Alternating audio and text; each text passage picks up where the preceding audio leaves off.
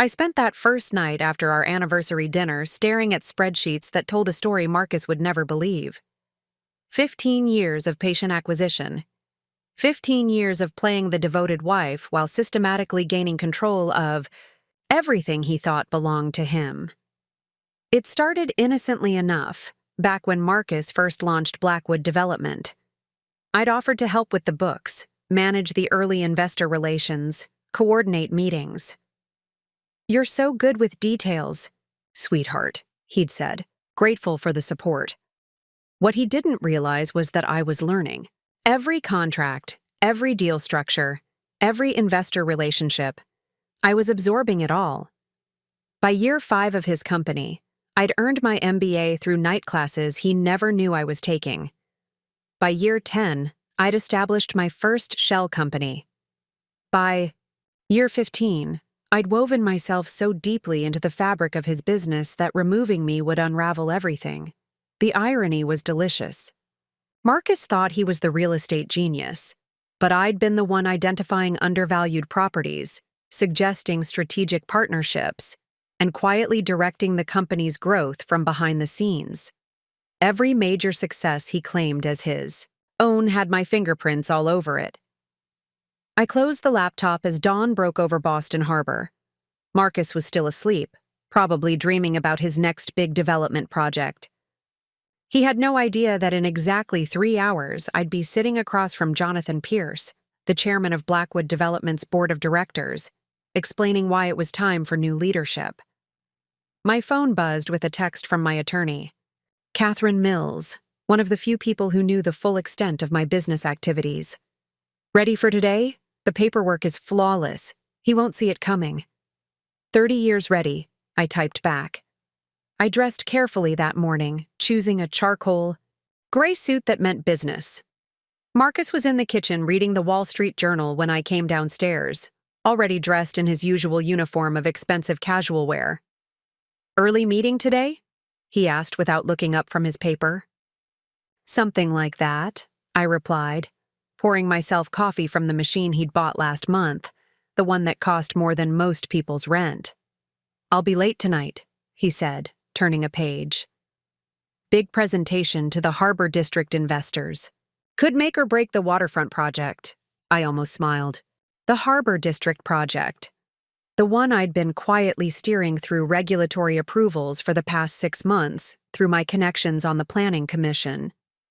The same project that would become my first major decision as the controlling shareholder of his company. "Good luck with that," I said, kissing the top of his head like I had every morning for 30 years. Except this morning, it felt like goodbye. The Blackwood Development offices occupied 3 floors of a glass tower overlooking Boston Common. I'd been to this building hundreds of times for company parties, charity events, and the occasional lunch meeting when Marcus needed me to charm a difficult client's wife. But I'd never walked through the lobby as anything other than Marcus Blackwood's spouse. Today was different. Jonathan Pierce was waiting in the executive conference room, along with the other 4 board members I'd been cultivating relationships with for over a decade. Margaret Chen, whom I'd met through charity work and who'd become both a business partner and close friend. David Rodriguez, whose wife I'd helped through a difficult period when their daughter was struggling with addiction. Sarah Kim, who'd joined the board 2 years ago at my suggestion after I'd identified her as one of the most brilliant urban planners in the city. They all knew me as Vivian Blackwood, Marcus's wife, someone who understood the business and occasionally offered valuable insights. What they were about to learn was that I'd been much more than an observer. "Vivian," Jonathan said, standing as I entered. At 73, he was old school, the kind of man who still stood when a lady entered the room. "Thank you for coming. Your message yesterday was intriguing." I took my seat at the conference table, spreading out the documents Catherine had prepared. "Thank you all for making time on short notice. I know this is unusual, but I believe you'll find what I have to share quite significant for the future of Blackwood Development." Margaret leaned forward, her expression curious. "You mentioned something about a change in ownership structure?" "Exactly." I opened the first folder, revealing stock certificates and transfer documents that spanned 15 years. Over the past decade and a half, through various investment vehicles and acquisition strategies, I've been accumulating shares in Blackwood Development. As of yesterday's final purchase, I now hold 51% of the company. The silence in the room was absolute. David's pen stopped moving across his notepad. Sarah blinked several times, as if trying to process what she'd just heard. Jonathan's expression shifted from polite attention to sharp focus. "I'm sorry," Margaret said. Carefully, "Did you just say you own a controlling interest in your husband's company?" "I did." I pulled out the documentation, spreading it across the table. Every acquisition was legal, properly documented, and filed with the appropriate regulatory bodies. Marcus chose to structure the company with dispersed ownership to attract diverse investors. That structure made it relatively straightforward to accumulate shares without triggering disclosure requirements. Jonathan picked up one of the documents, studying it with the careful attention of someone who'd spent 40 years in corporate law. "These appear to be legitimate," he said slowly. "But Vivian, does Marcus know about this?" "Marcus knows his wife has always been interested in the business," I replied diplomatically. "However, he's never asked for details about my personal investment activities." The understatement of the century.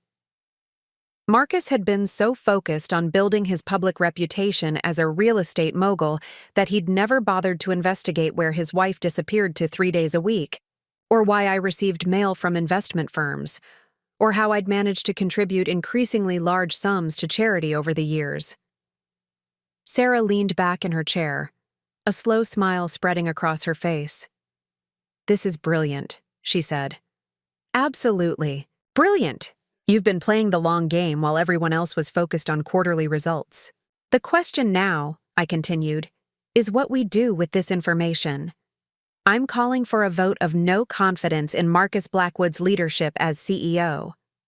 The words hung in the air like a bomb I'd just detonated.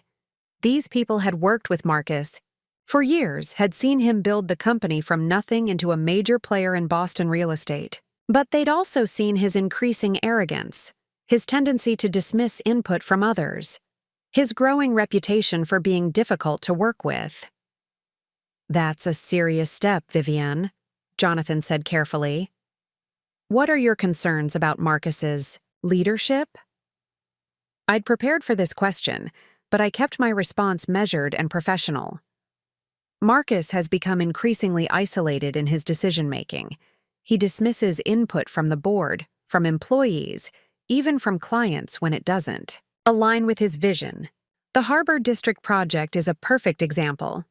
He's been pushing forward without adequate community input or environmental review, putting the entire company at legal risk. Margaret nodded slowly. "I've had concerns about that project myself.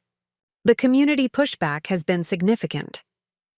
"Additionally," I continued, "Marcus has been exploring several high-risk ventures without proper board oversight. The Portland expansion, the commercial complex in Cambridge. These projects could overextend our resources if they don't perform as projected." David looked up from the documents he'd been reviewing. "You really have been paying attention to everything, haven't you?" "For 30 years, I replied. "I've watched this company grow, and I've watched my husband become increasingly convinced of his own infallibility. That's dangerous for any business, but particularly for one in real estate, where market conditions can change rapidly." Jonathan set down the papers and looked directly at me. "If we vote Marcus out as CEO, who would you propose as replacement?" I'd been waiting for this question too. "I'd like to propose Margaret Chen as interim CEO while we conduct a proper search for permanent leadership. She has the experience, the respect of the employees, and the vision to guide Blackwood Development through this transition." Margaret's eyes widened. "Vivian, that's incredibly generous, but are you sure? You have controlling ownership. You could take the position yourself." "I could," I agreed. "But I believe in putting the best person in the right role. You've been running successful development projects for 20 years. I've been learning and observing. The company needs your expertise, not my desire for revenge." The word slipped out before I could stop it, and I saw the recognition flash across their faces. This wasn't just about business concerns. This was personal. "Is that what this is?"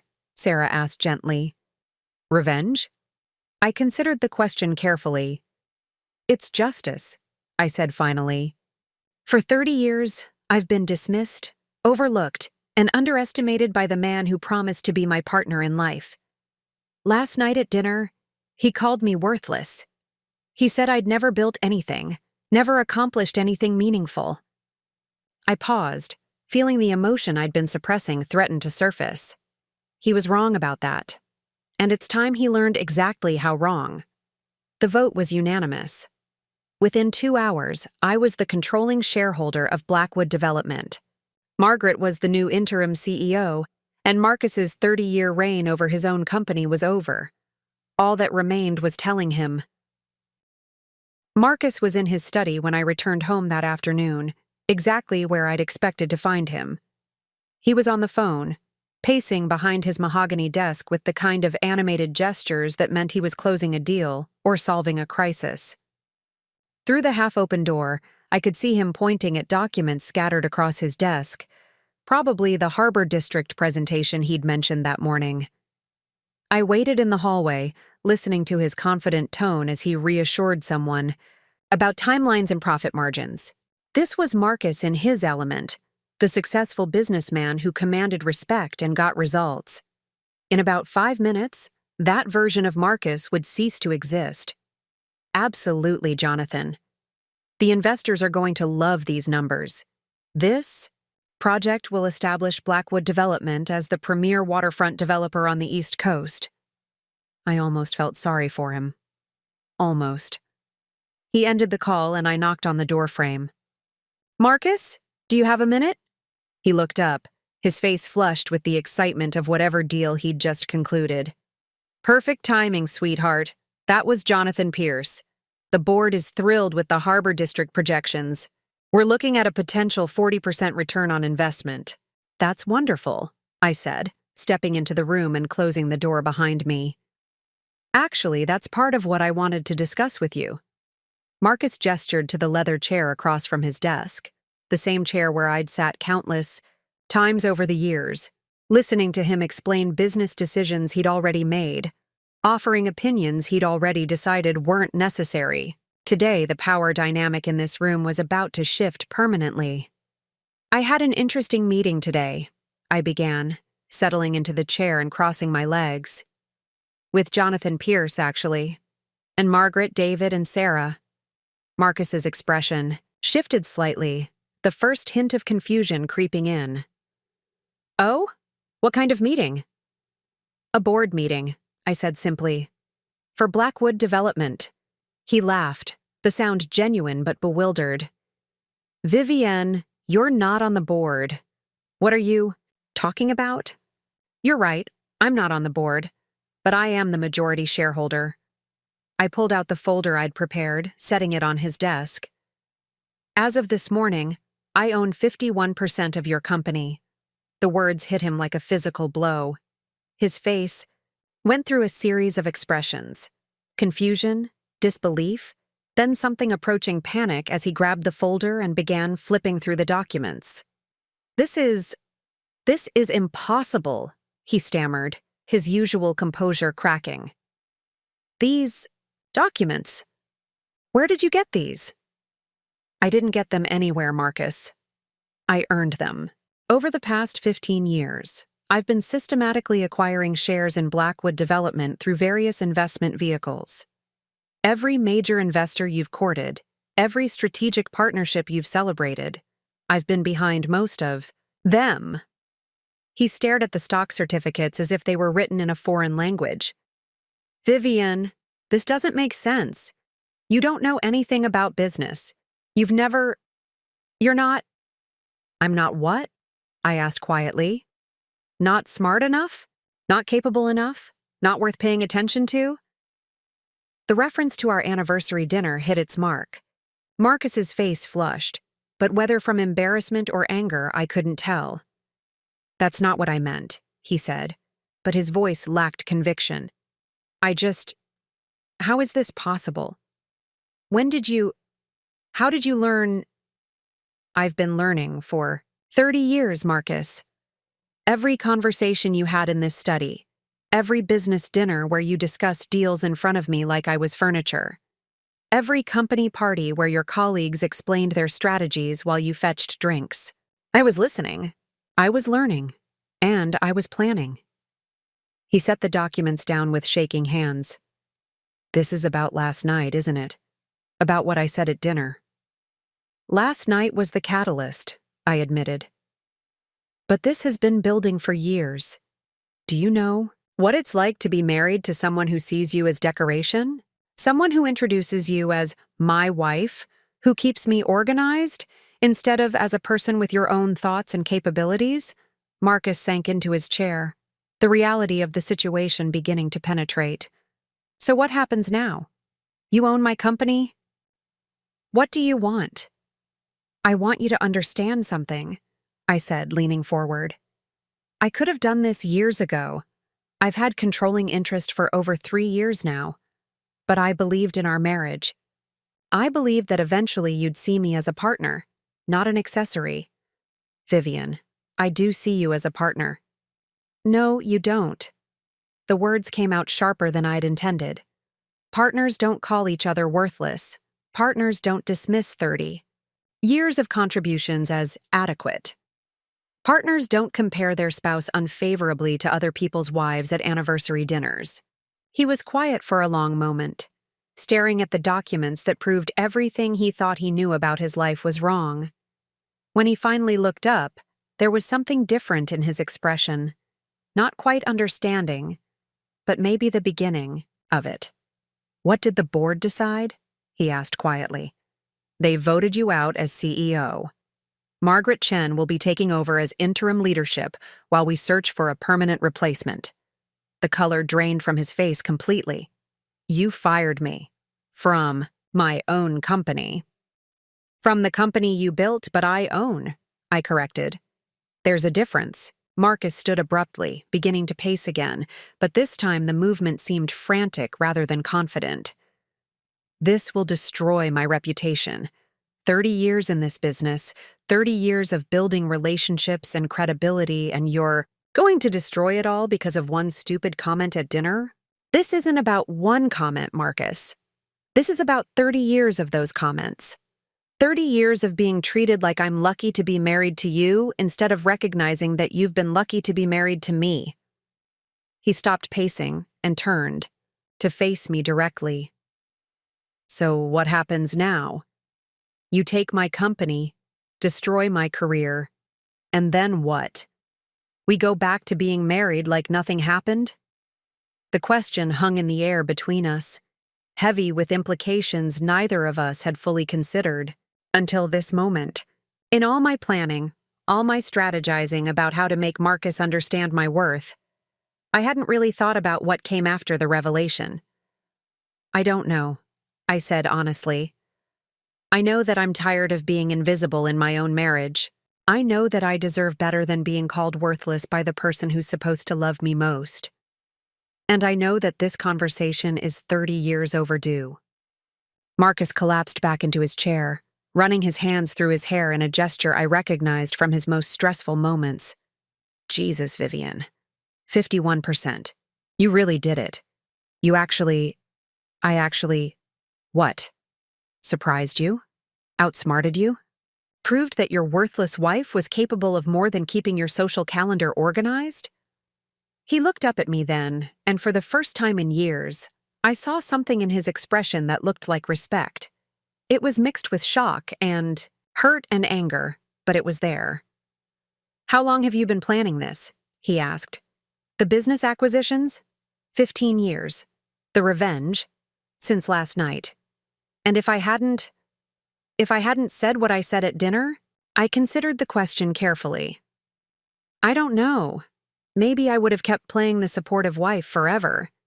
Maybe I would have eventually told you what I'd built and hoped you'd be proud instead of threatened. But you showed me exactly what you think of me, Marcus. You showed me that even after 30 years, you don't see me at all. The intercom on his desk buzzed, and his assistant's voice filled the room. Mr. Blackwood, I have Jonathan Pierce on line 1. He says it's urgent. Marcus and I looked at each other across the desk that had been his throne for so many years. His hand hovered over the phone, but he didn't pick it up. That's probably the board calling to make the transition official, I said quietly. You should take it. He reached for the phone, then stopped. Vivian, I need you to know something. I never meant to make you feel worthless. I thought you were happy with our arrangement. You thought I was happy because you never asked if I was happy, I replied. You assumed I was grateful. Because that's what was comfortable for you to believe. The phone continued to ring, and Marcus finally picked it up. Jonathan, yes, I've been expecting your call. I stood to leave, but as I reached the door, Marcus called out to me. Vivian, wait. I turned back to see him covering the phone's mouthpiece with his hand. This isn't over, he said, and I couldn't tell if it was a threat or a promise. The next 3 days were the strangest of our 30-year marriage. Marcus moved through the house like a ghost, speaking only when necessary, spending most of his time locked in his study, making phone calls that grew increasingly desperate as word spread through Boston's tight-knit business community. I tried to maintain some normalcy, but everything felt different. The morning coffee routine we'd shared for decades became awkward and silent. The house that had always felt like our sanctuary now felt like a battlefield where we were circling each other, waiting for the next strike. On Thursday morning, I found Marcus sitting at the kitchen island staring at his laptop screen, his face gray with exhaustion. Dark circles under his eyes suggested he hadn't been sleeping much. The Globe picked up the story, he said without looking up. Business section, front page. Real estate mogul ousted by secret partner. His wife.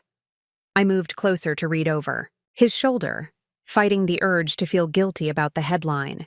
The article was surprisingly fair, focusing more on the business implications than the personal drama, but I could see how it would feel like a public humiliation to Marcus. I'm sorry about the media attention, I said, and I meant it. I never wanted this to become a circus. He laughed bitterly.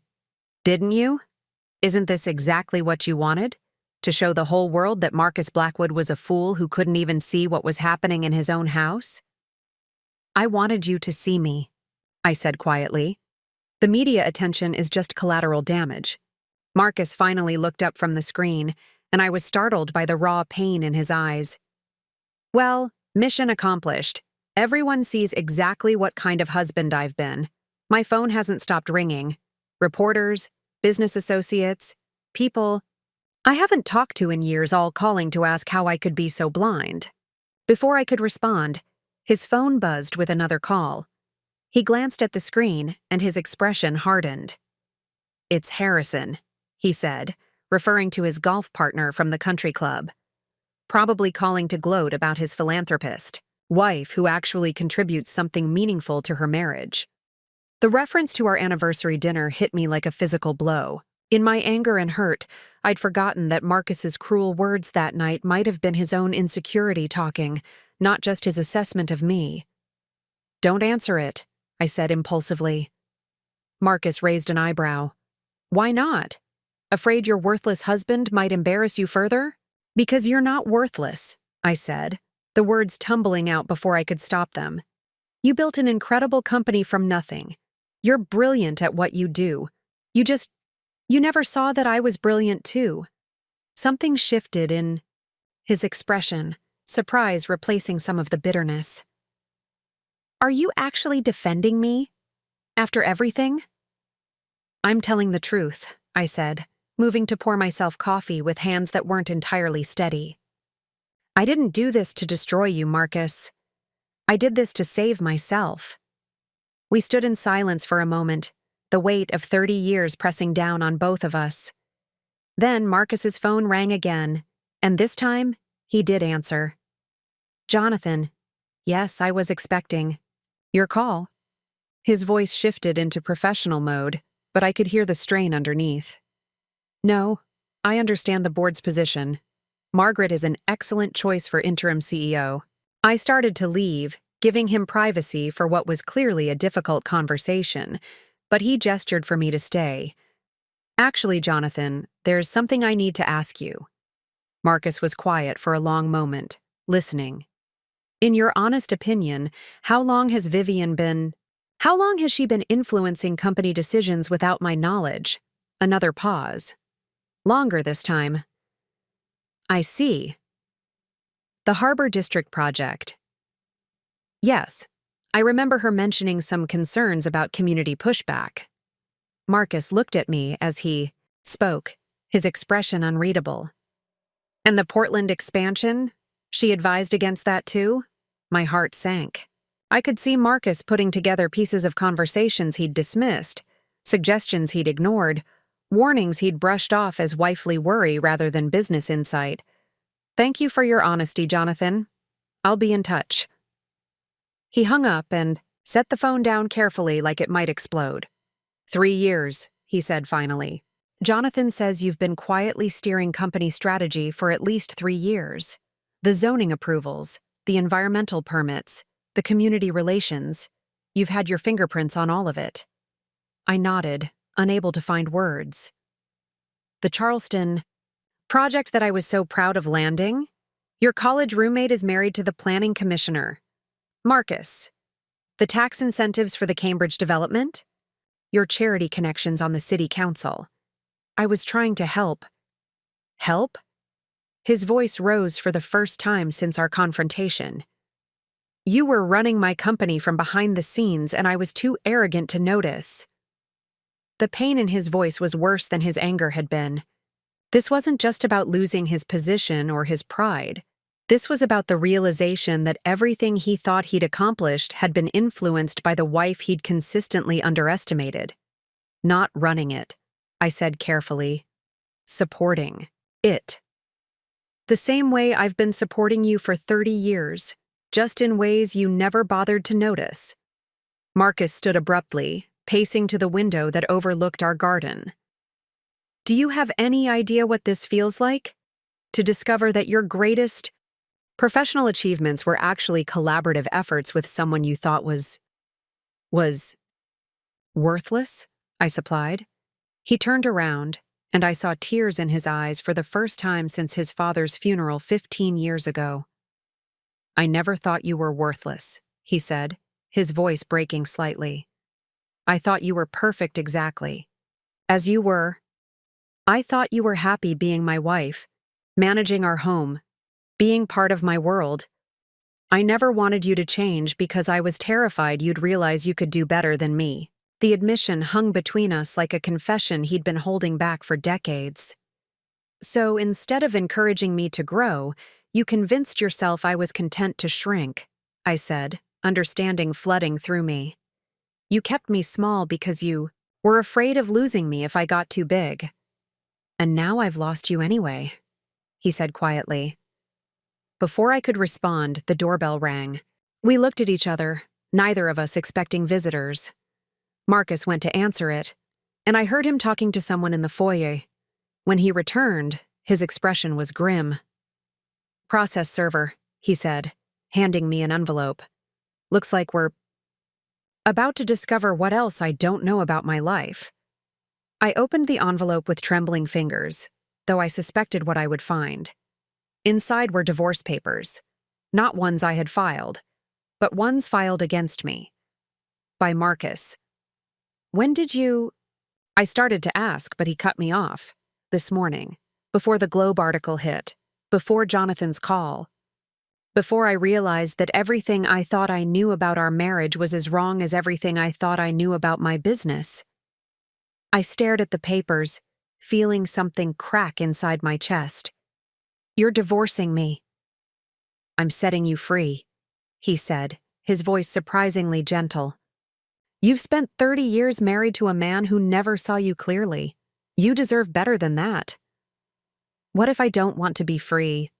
The words slipped out before I could stop them, and we both stared at each other in shock.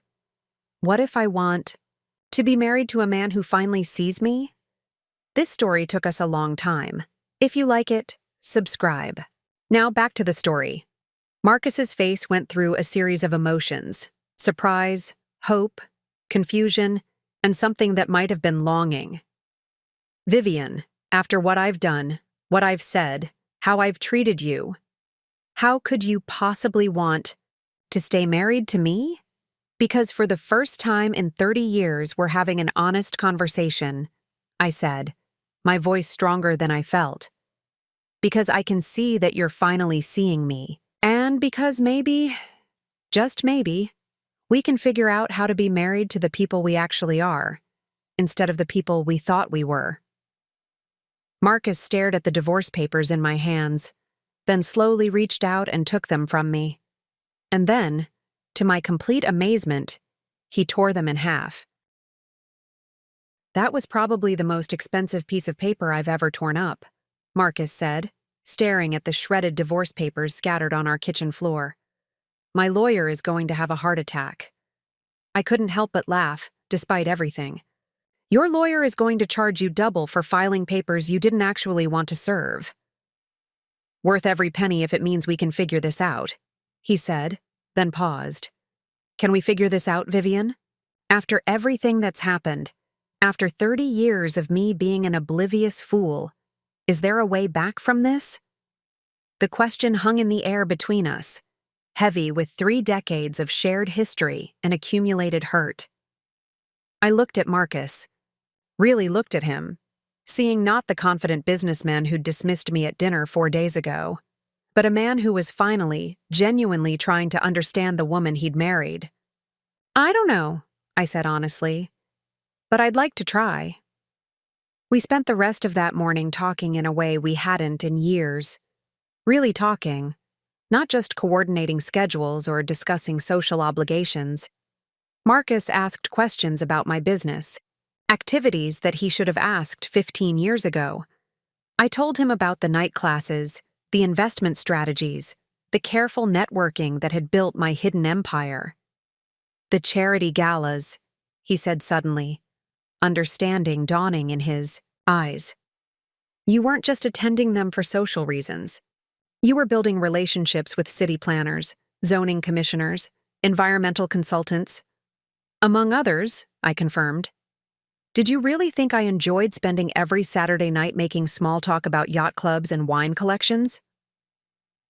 Thought you liked the social aspect. You were always so good at it, so natural. I was good at it because I had to be, because it was the only way I could access the world where real decisions were being made. I paused, stirring my coffee absently. Do you know how many times I sat at those dinners listening to men discuss deals and strategies while their wives were expected to talk about interior decorating and children we don't have? Marcus winced. I never thought about it that way. You never thought about it at all, I said. But there was less accusation in my voice now. You saw me succeeding in the role you thought I was supposed to fill, so you assumed I was happy with it. I assumed a lot of things, he admitted. I assumed you'd tell me if you were unhappy. I assumed you'd speak up if you wanted more. I assumed that because our marriage looked successful from the outside, it was successful. And I assumed you'd eventually notice that I was capable of more than organizing your social calendar and hosting dinner parties, I replied. I assumed that after 30 years of marriage, you'd be curious enough about your wife to ask what she did with her days. We were interrupted by Marcus's phone ringing again. He looked at the screen and sighed. It's my lawyer, probably wondering why I just tore up papers that cost him 6 hours to prepare. Answer it, I said. Tell him we're going to try something different. While Marcus explained to his bewildered attorney that he no longer wanted a divorce, I found myself thinking about what came next. The business situation was still complex. I still owned controlling interest in Blackwood Development, Margaret was still interim CEO, and Marcus was still adjusting to the reality that his life's work had been influenced by someone he'd systematically underestimated. When he hung up, I asked the question that had been nagging at me. What do you want to do about the company? Marcus was quiet for a long moment. Honestly, I'm not sure I should be CEO anymore. The admission surprised me. Why not? Because I've been running that company like a dictatorship for years, dismissing input, ignoring concerns, making decisions in isolation because I was convinced I knew best. He looked at me directly. The same way I've been running our marriage. Margaret is doing a good job as interim CEO, I said carefully. She is. And maybe that's what the company needs. Someone who actually listens to the board, to the employees, to the community. He paused. Someone who would have paid attention if the majority shareholder had been trying to give helpful advice for 3 years. You're really okay with this? With Margaret taking over permanently? Marcus smiled, and for the first time in days, it reached his eyes. You know what I realized while I was wallowing in self-pity yesterday? I'm 54 years old. I've been working 80-hour weeks for 30 years. I've built something that's financially successful and professionally respected. Maybe it's time I focused on building something else. Like what? Like a marriage with my brilliant wife who I'm just now getting to know. The words hit me unexpectedly, hard, and I felt tears threatening for the first time since this whole ordeal began. Marcus, I mean it, Vivian. I want to know everything. I want to know about the shell companies and the investment strategies and the charity connections. I want to know how you learned corporate law and real estate finance and urban planning. I want to know what other secrets you've been keeping while I was too self-absorbed to notice. That could take a while, I said, wiping my eyes with the back of my hand. We have time, he replied. Apparently, we have all the time in the world. Over the next several weeks, our marriage began what I could only describe as a complete reconstruction. Marcus stepped down permanently as CEO of Blackwood Development, recommending Margaret for the permanent position and taking on the role of senior consultant, still involved, but no longer making unilateral decisions. More importantly, he began treating our relationship like a partnership he wanted to understand, rather than an arrangement he could take for granted. He asked about my investment philosophy, my risk assessment strategies, my plans for the various businesses I'd acquired over the years. He listened when I explained the complex web of relationships I'd built in Boston's political and business circles. You're essentially running a shadow consulting firm, he said one evening as we reviewed my portfolio together. You've been doing this for 15 years, and I never had a clue. Not running, I corrected. Participating. There's a difference. Show me, he said. So I did. I brought him to charity events where he met my network of urban planners, environmental consultants, and city officials, people who'd been invisible to him when they were just names I mentioned from my various committee meetings. I explained how I'd identified undervalued properties, predicted zoning changes, and navigated regulatory challenges that had seemed like lucky breaks to him. The waterfront project, he said, one night over dinner. The reason we got the environmental permits so quickly, that wasn't luck, was it? I spent 8 months building relationships with the Environmental Review Board, I admitted. Not to circumvent the process, but to understand it well enough to anticipate their concerns and address them proactively. Marcus set down his fork and stared at me. You've been running circles around me for years, haven't you? I've been running alongside you, I corrected. You just weren't looking in my direction. But the real breakthrough came 6 weeks after our kitchen confrontation, when Marcus asked the question I'd been waiting 30 years to hear. What do you want, Vivian? Not for our business, not for our marriage, not for my career. What do you want for yourself? I was quiet for so long he probably thought I hadn't heard the question, but I had heard it, and I was trying to remember the last time anyone had asked me what I wanted without qualifying it as what I wanted for someone else or within someone else's framework. I want to stop hiding, I said finally. I want to use my own name on the businesses I've built. I want to stop pretending to be less than I am so other people can feel comfortable with their assumptions about me. Then stop hiding, Marcus said simply. Be exactly who you are. Even if that makes you uncomfortable? Even if people talk about how your wife outmaneuvered you in business? Marcus reached across the table and took my hand, really took it. Not the perfunctory gesture of marital obligation, but the intentional touch of someone who wanted to connect. Vivian, I spent 30 years being married to a woman I thought I knew, and I was miserable without understanding why. These past few weeks, getting to know the woman you actually are, have been the most interesting and exciting weeks of our entire marriage. He squeezed my hand. I don't want you to hide anymore. I want to be married to the real you, even if she's too good for me. That night, for the first time in years, we made love. Not the dutiful, scheduled intimacy of a long marriage, but the passionate connection of two people discovering each other. And afterward, as we lay in the dark talking about plans and dreams and possibilities, I realized that my revenge had accomplished something I never expected. It had saved my marriage by destroying it completely and building something new in its place. But our story was far from over. Because while we were rebuilding our relationship, the business world was watching, and not everyone was happy about the dramatic shift in power at Blackwood Development. There were people who had benefited from Marcus's old way of doing business, people who didn't appreciate the new transparency and community focus that Margaret was bringing to the company, and some of them were about to make their displeasure known in ways that would test everything Marcus and I had rebuilt.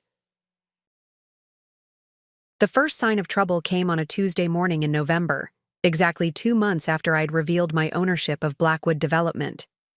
I was in my home office, reviewing quarterly reports from my various investments, when my phone rang, with a call that would shatter the fragile peace Marcus and I had been building.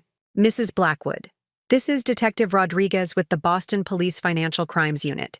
We need to speak with you about some irregularities in your business dealings. My blood went cold. What kind of irregularities? I'd prefer to discuss this in person. Can you come down to the station this afternoon? Am I being accused of something? Not at this time, ma'am. But we have received some serious allegations that require investigation. After I hung up, I sat staring at my phone, my hands trembling slightly. In all my years of building my investment portfolio, I'd been meticulous about legal compliance. Every acquisition, every shell company, every business relationship had been structured with the help of top-tier attorneys and accountants. What could possibly have triggered a police investigation? Marcus found me an hour later, still sitting at my desk in a kind of shocked paralysis. Vivian? You look like you've seen a ghost. Someone reported me to the police, I said, my voice sounding distant even to my own ears. Financial Crimes Unit. They want to question me about irregularities in my business dealings. Marcus's expression darkened immediately. What kind of irregularities? They wouldn't say over the phone. I have to go to the station this afternoon. Not alone, you don't. He was already reaching for his phone. I'm calling Catherine Mills. You're not speaking to the police without your attorney present. Marcus, what if someone found something? What if I made a mistake somewhere, some filing error or disclosure requirement I missed? He sat down across from me, his expression serious but calm. Then we'll deal with it. But Vivian, I've spent the last 2 months learning about your business operations. You're the most thorough, careful person I've ever met. If there's a problem, it's not because you did something wrong. His confidence in me was touching, but I couldn't shake the feeling that this was connected to my takeover of Blackwood Development.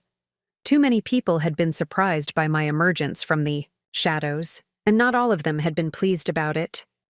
Catherine Mills met us at the police station, her usual unflappable demeanor intact despite the short notice. I've spoken with Detective Rodriguez, she told us as we walked toward the interview room. The allegations are vague, but they seem to center around claims of corporate fraud and insider trading.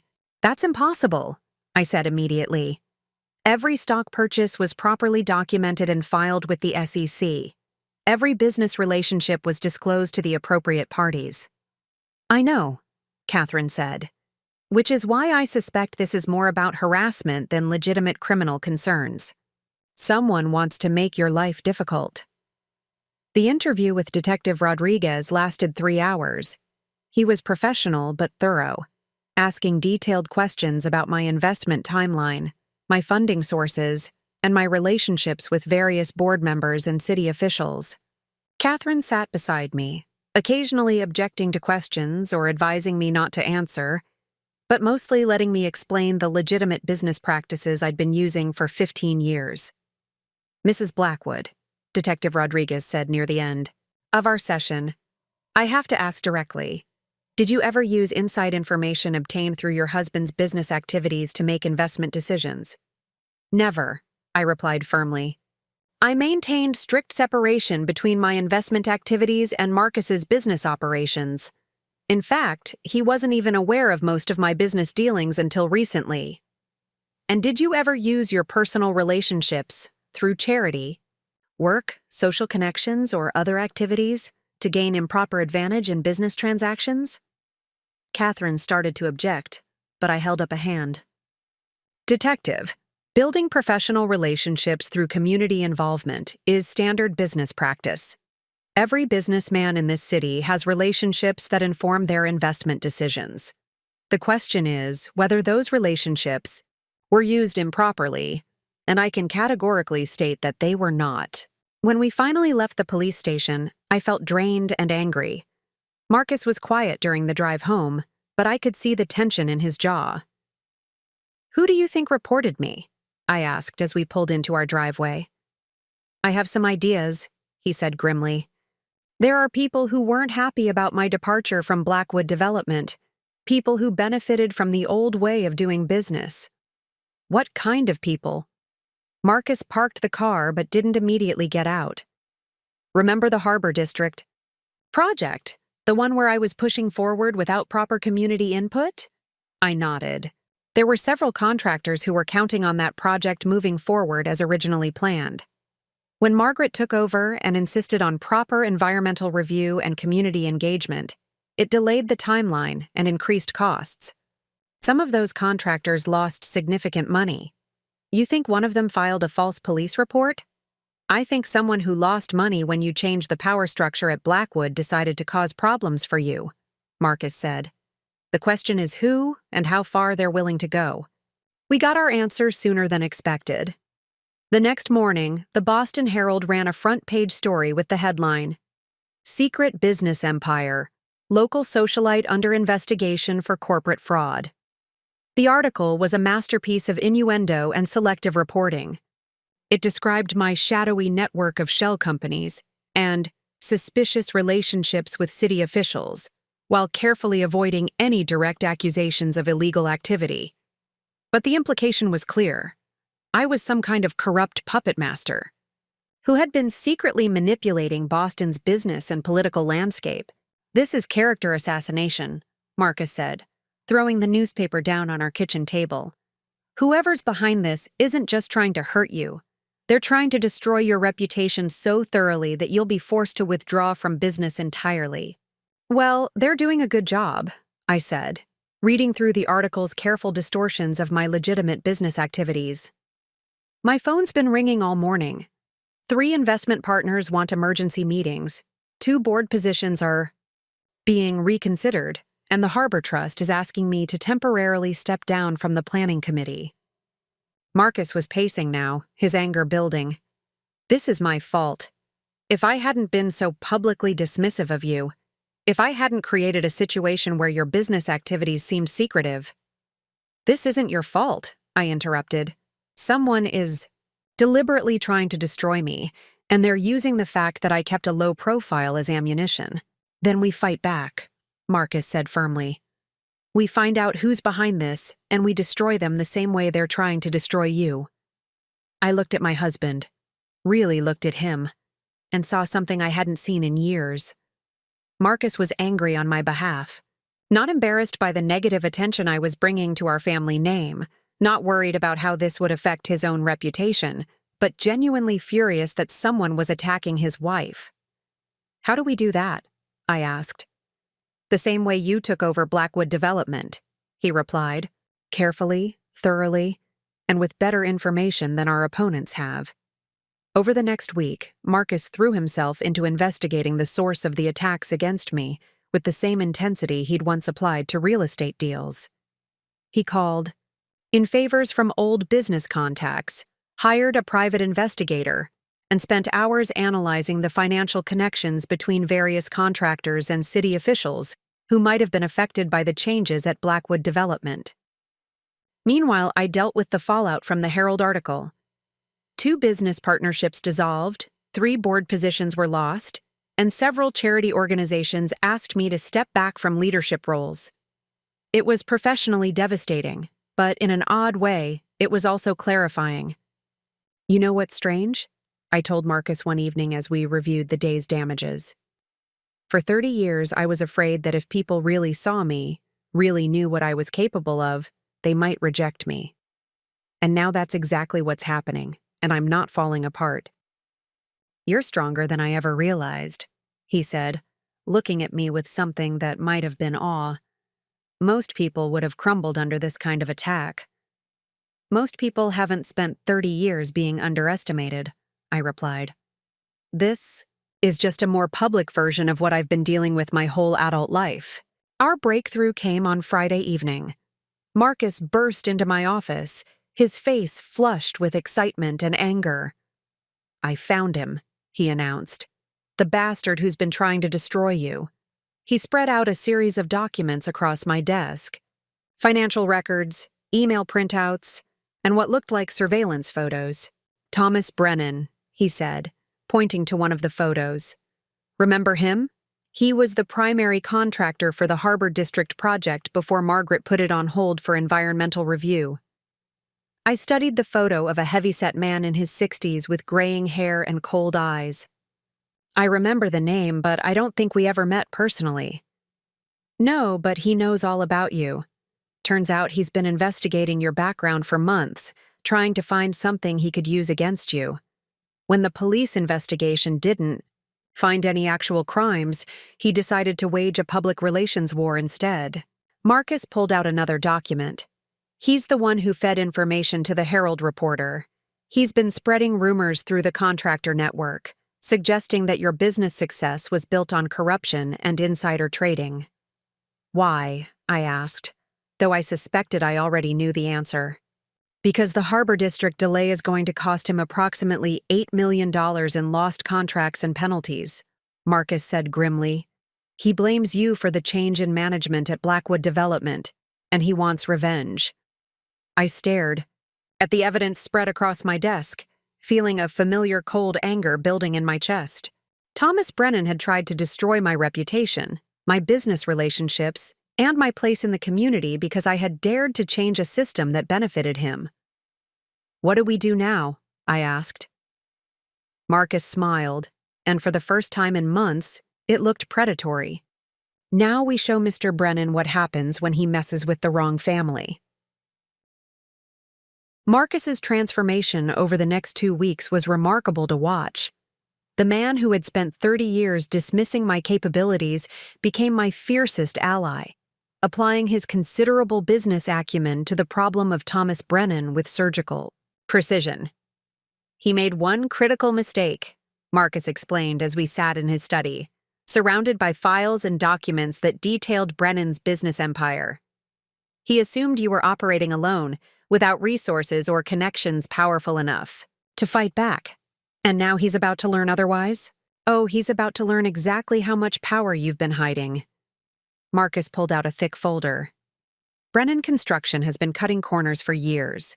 Substandard materials, safety violations, workers paid under the table. The only reason he stayed in business is through political connections and intimidation. I studied the evidence Marcus had compiled. How did you find all this? Your network, he said simply. The same charity connections, city officials, and business relationships you've been building for 15 years. Turns out when you explain that someone is trying to destroy an innocent woman through false accusations, people are very willing to share information. The irony wasn't lost on me.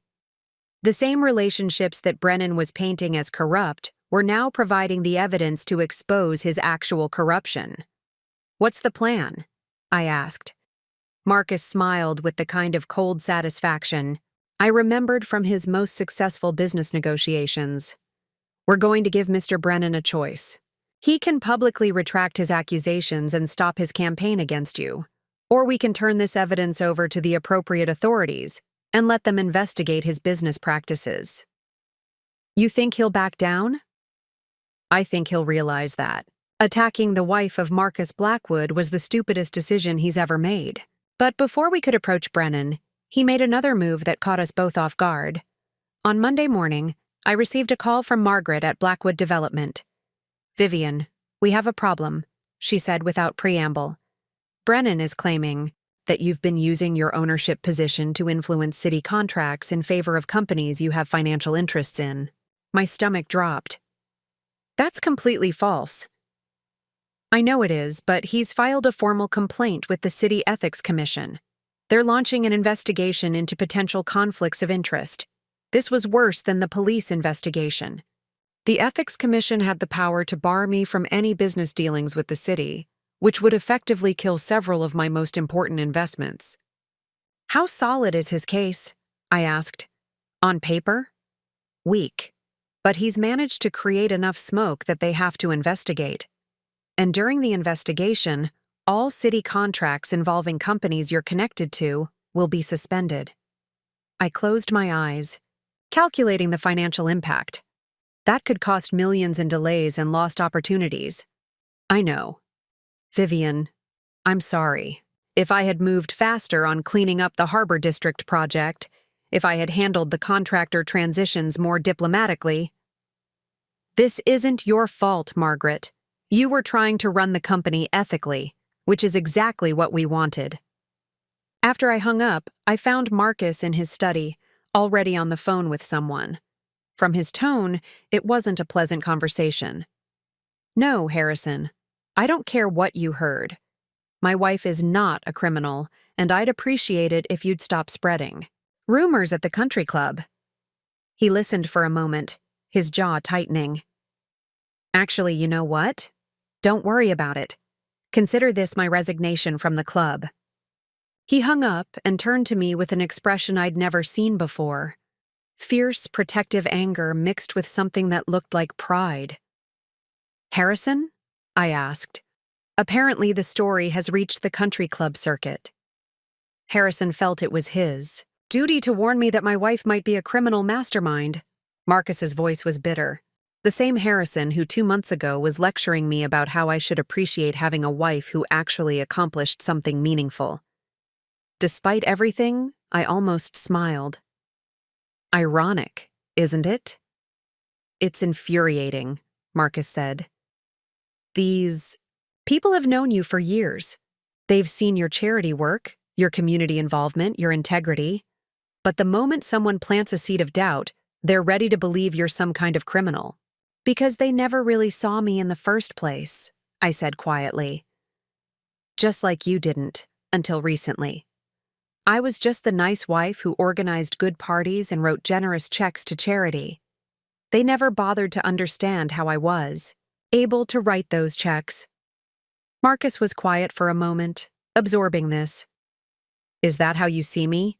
As someone who jumped on the bandwagon after everyone else turned against you? The question caught me off guard. I looked at my husband, really, looked at him, and saw something I hadn't expected. Vulnerability. Despite everything we'd been through, despite the progress we'd made, he was still afraid that I saw him as just another person who had underestimated me. No, I said firmly. You're the person who tore up divorce papers rather than run away when things got complicated. You're the person who spent 2 weeks investigating Brennan to defend me. You're the person who just resigned from your precious country club because they wouldn't stop spreading lies about your wife. Relief flooded his expression. Good, because I have a plan to end this, but it's going to require you to trust me. Completely. What kind of plan? Marcus pulled out his phone. We're going to hold a press conference. Tomorrow, noon, at the Blackwood Development offices. We're going to tell the whole story, your business activities, our marriage, the takeover, everything. I stared at him. Marcus, that's incredibly risky. If we make one mistake, say one wrong thing, then we'll deal with the consequences together, he said simply. But I'm tired of letting Thomas Brennan control the narrative. I'm tired of watching people attack my wife based on lies and half-truths. It's time the world heard the real story. And what is the real story? Marcus stood and walked to the window, looking out at the city where we'd both built our careers in such different ways. The real story is that Vivian Blackwood is the most brilliant businesswoman in Boston, and she's been hiding in plain sight for 30 years because her husband was too stupid and self-absorbed to recognize her talents, he said without turning around. The real story is that when she finally revealed what she'd built, instead of being celebrated, she was attacked by people who couldn't handle the idea that a woman could be that successful without their knowledge or permission. He turned back to face me. And the real story is that Thomas Brennan picked the wrong target when he decided to destroy you. Because now he's not just fighting Vivian Blackwood, he's fighting both of us. The press conference was scheduled for the next day, but that evening brought another surprise. Catherine Mills called with news that changed everything. The Ethics Commission investigation has been suspended, she said, her voice carrying a note of surprise. Apparently, someone provided them with evidence that Brennan's complaint was filed in bad faith. What kind of evidence?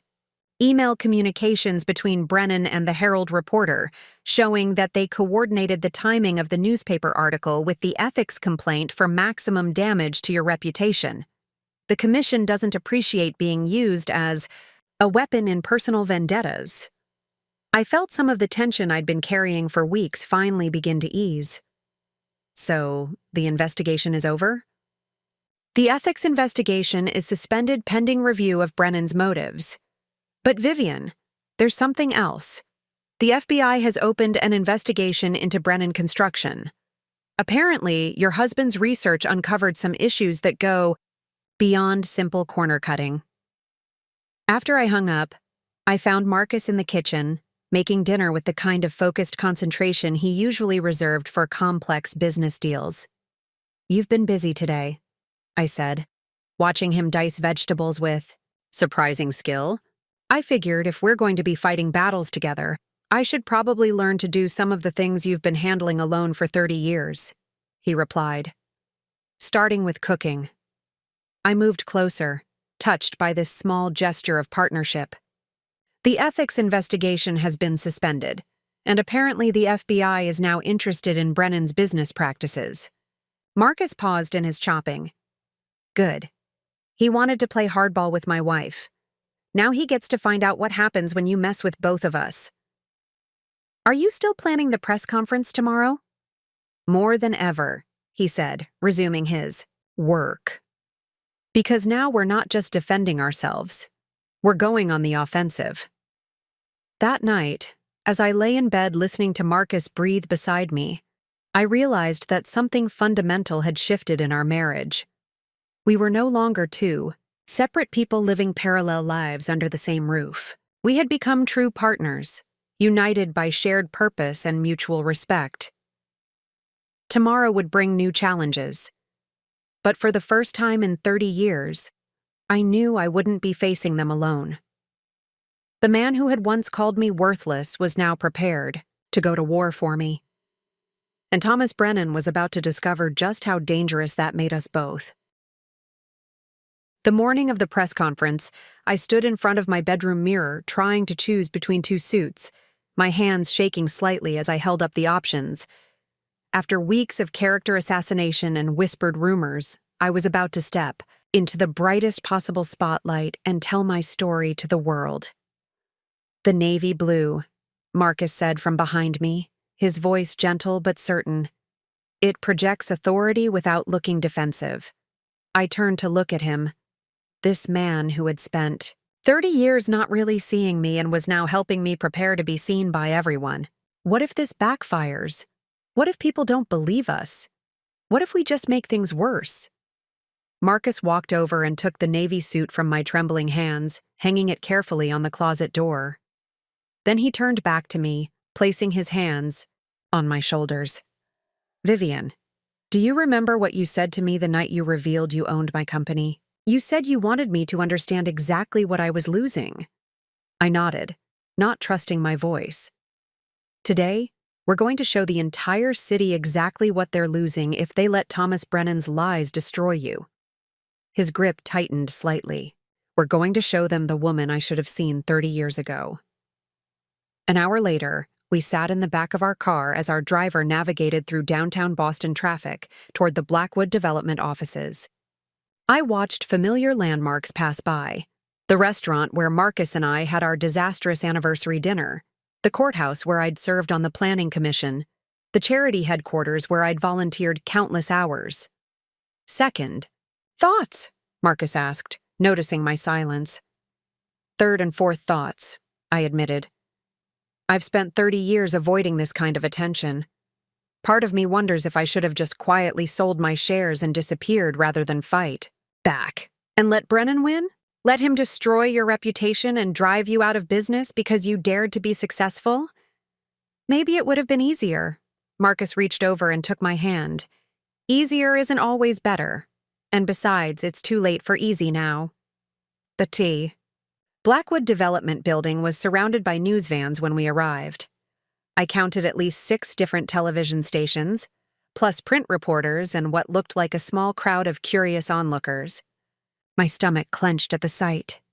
Jesus, I whispered. I didn't expect this many people.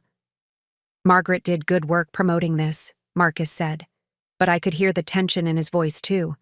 The business community wants answers. The charity world wants to know if their major donor is a criminal. The political establishment wants to understand how someone gained this much influence without their knowledge. And Thomas Brennan? Brennan will be watching, probably hoping we'll hang ourselves with our own rope.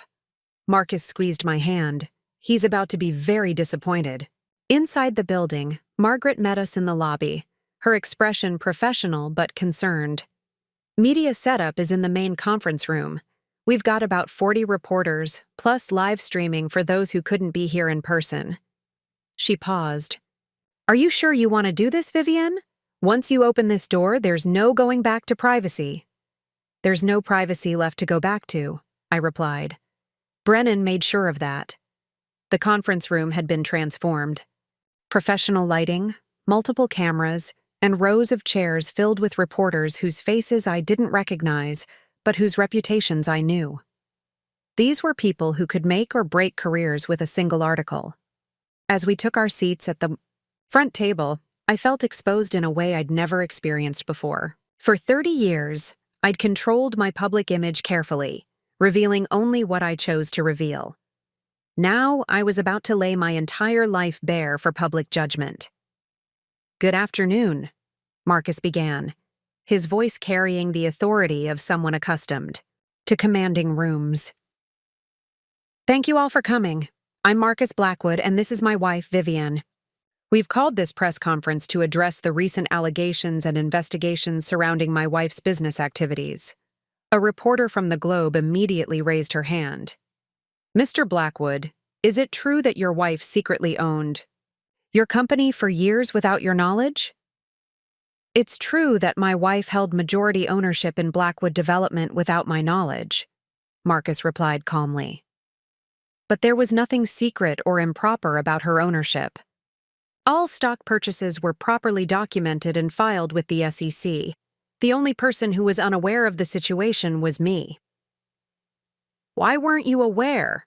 Called out a reporter from the Herald, the same paper that had published the initial attack. Peace. Marcus paused, and I saw him take a breath before answering with complete honesty. Because I was a poor husband who didn't pay enough attention to my wife's interests and activities.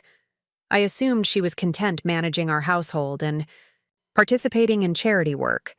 I never bothered to ask what else she might be doing with her time. The admission sent a ripple through the room. Reporters began scribbling notes furiously. Mrs. Blackwood, another reporter called out, How do you respond to allegations that you used insider information and corrupt relationships to build your business empire? This was my moment. I leaned forward to the microphone, my voice steadier than I'd expected. I respond by inviting anyone who makes those allegations to provide specific evidence of corruption or insider trading. I said clearly.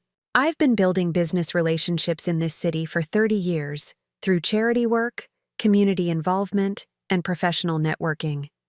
The same activities that would be praised in a man are apparently suspicious when practiced by a woman. But you never disclosed your extensive business activities to the public, pressed the Herald reporter. I wasn't required to disclose them, I replied. I'm not an elected official. I don't hold public office. I'm a private citizen who made legal investments and built legitimate business relationships. The idea that I should have publicly announced my financial activities is absurd. A reporter from Channel 5 raised her hand. Mrs. Blackwood, how do you respond to Thomas Brennan's claims that you've been manipulating city contracts for personal gain? I felt Marcus tense beside me, but I kept my voice level. I respond by noting that Mr. Brennan has provided no evidence to support his claims because no such evidence exists. What does exist is evidence that Mr. Brennan has been systematically violating construction codes, safety regulations, and employment laws for years. Are you saying you're being framed? I'm saying that a man who lost $8 million when his unethical business practices were exposed decided to destroy the reputation of the woman he blamed for his losses, I replied. The Ethics Commission has already suspended their investigation after determining that his complaint was filed in bad faith. The room erupted in questions, but Marcus raised his hand for silence. There's something else we want to address, he said. For 30 years, my wife has been one of Boston's most generous philanthropists, most effective community advocates, and most successful business people. She's done all of this while receiving none of the recognition she deserved because she chose to work behind the scenes. He turned to look at me, and the expression on his face made my breath catch. I spent 3 decades married to an extraordinary woman and was too blind to see her clearly. The business community, the charity world, and this city have benefited enormously from her intelligence, her generosity, and her ethical approach to business. Thomas Brennan's attack on her reputation is an attack on one of Boston's most valuable citizens.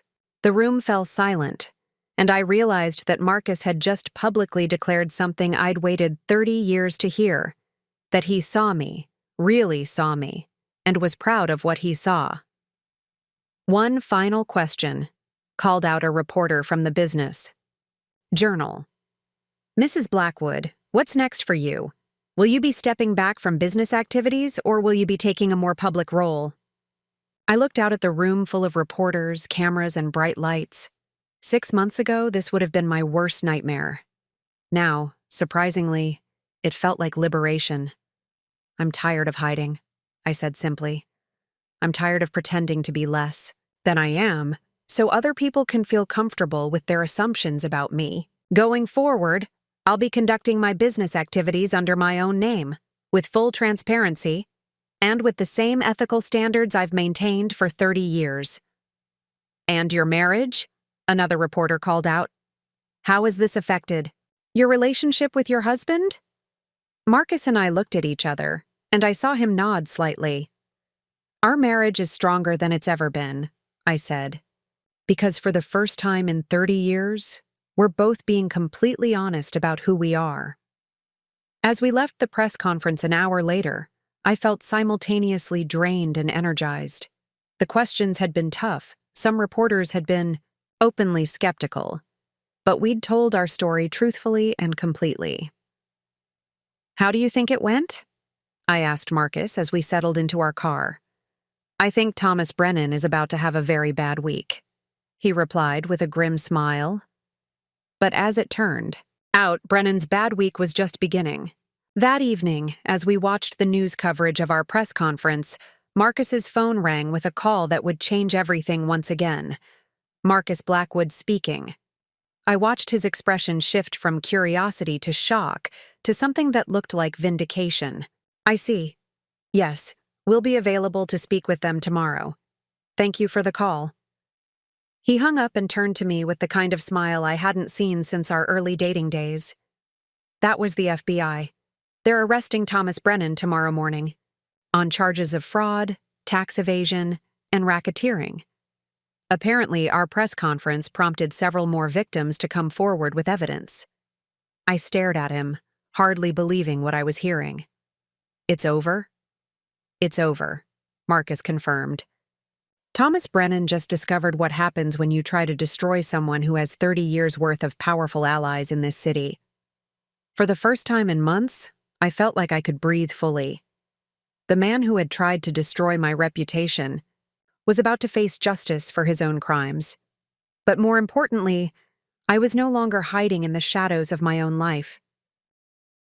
6 months after Thomas Brennan's arrest, I stood in the boardroom of Winters Investment Group, the company I'd finally created under my own name, consolidating all my various business interests into one transparent operation.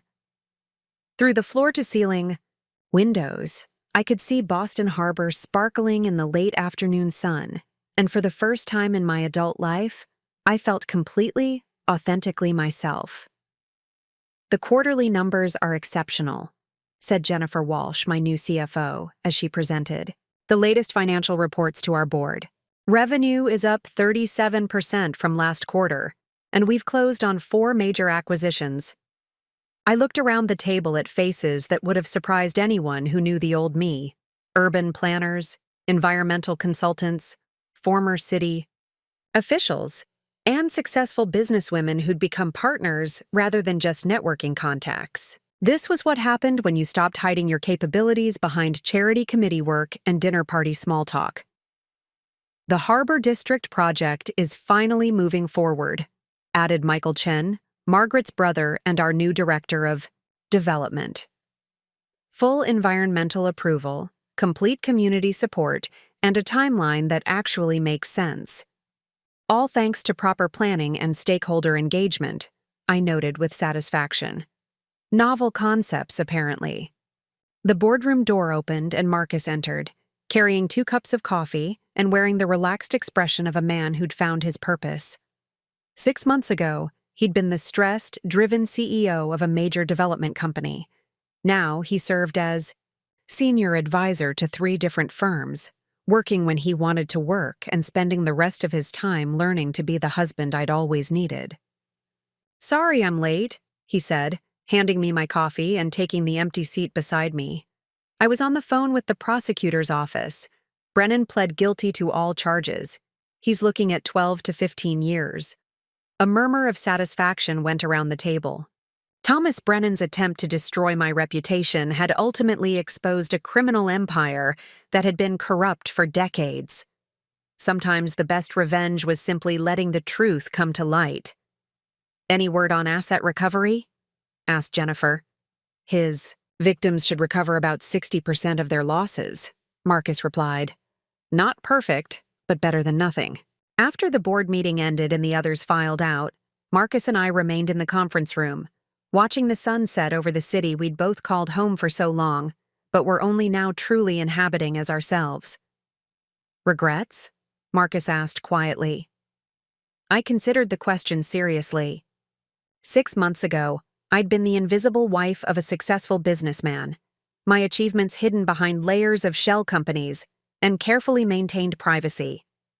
Now I was the CEO of my own investment firm, a public figure whose business dealings were scrutinized by the media, and a woman who could no longer disappear into the background of her own life. "None," I said finally.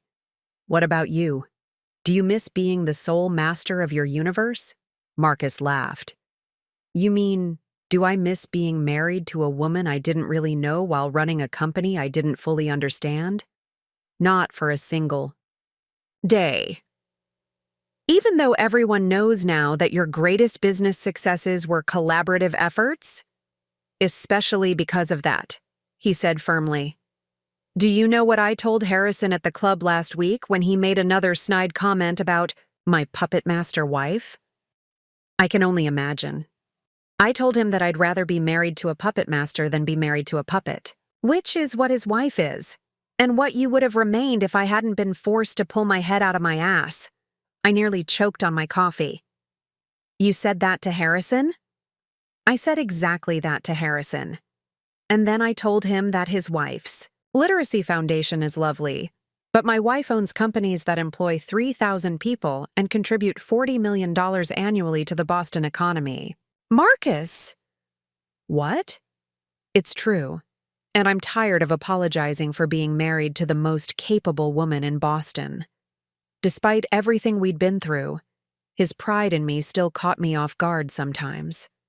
For 30 years, I'd craved this recognition from him, and now that I had it, it felt almost overwhelming.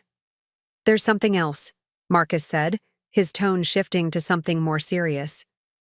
I got a call from Jonathan Pierce today. He's retiring from the board at Blackwood Development. Oh? How's Margaret taking that? She's fine with it. The company's doing well under her leadership, and she doesn't need Jonathan's guidance anymore. He paused. But he made an interesting suggestion about his replacement. I raised an eyebrow. I hope you told him that I'm too busy running my own company to get involved in day-to-day operations at Blackwood. Actually, he suggested me. This was unexpected. But you resigned. You stepped down voluntarily. I stepped down as CEO, Marcus corrected. But Jonathan thinks my experience, combined with my newfound appreciation for collaborative leadership, might make me valuable as a board member, someone who can provide strategic guidance without trying to micromanage. I studied my husband's face, looking for signs of the old arrogance or need to control. Instead, I saw something that looked like genuine humility. And you're interested? Only if you think it's a good idea, he said. You're still the majority shareholder. Your opinion matters more than Jonathan's. 6 months ago, Marcus would never have asked my opinion about a business decision. He would have made the choice and informed me afterward, assuming I wouldn't. Understand the complexities involved. I think, I said carefully, that you've learned enough about listening to other people's input to be valuable as a board member. And I think Margaret could use someone with your experience who isn't trying to undermine her authority. So that's a yes? That's a yes. But Marcus, I need you to understand something. If you take this position, you'll be working for a company I own, reporting to a board I control, and serving under a CEO I helped select. Can you handle that? Marcus was quiet for a long moment, considering the implications. 6 months ago, the idea of working in any capacity subordinate to his wife would have been unthinkable. Now, apparently, it was just another aspect of our new partnership. You know what the strangest part is? He said finally. The idea of working with you instead of parallel to you is actually exciting.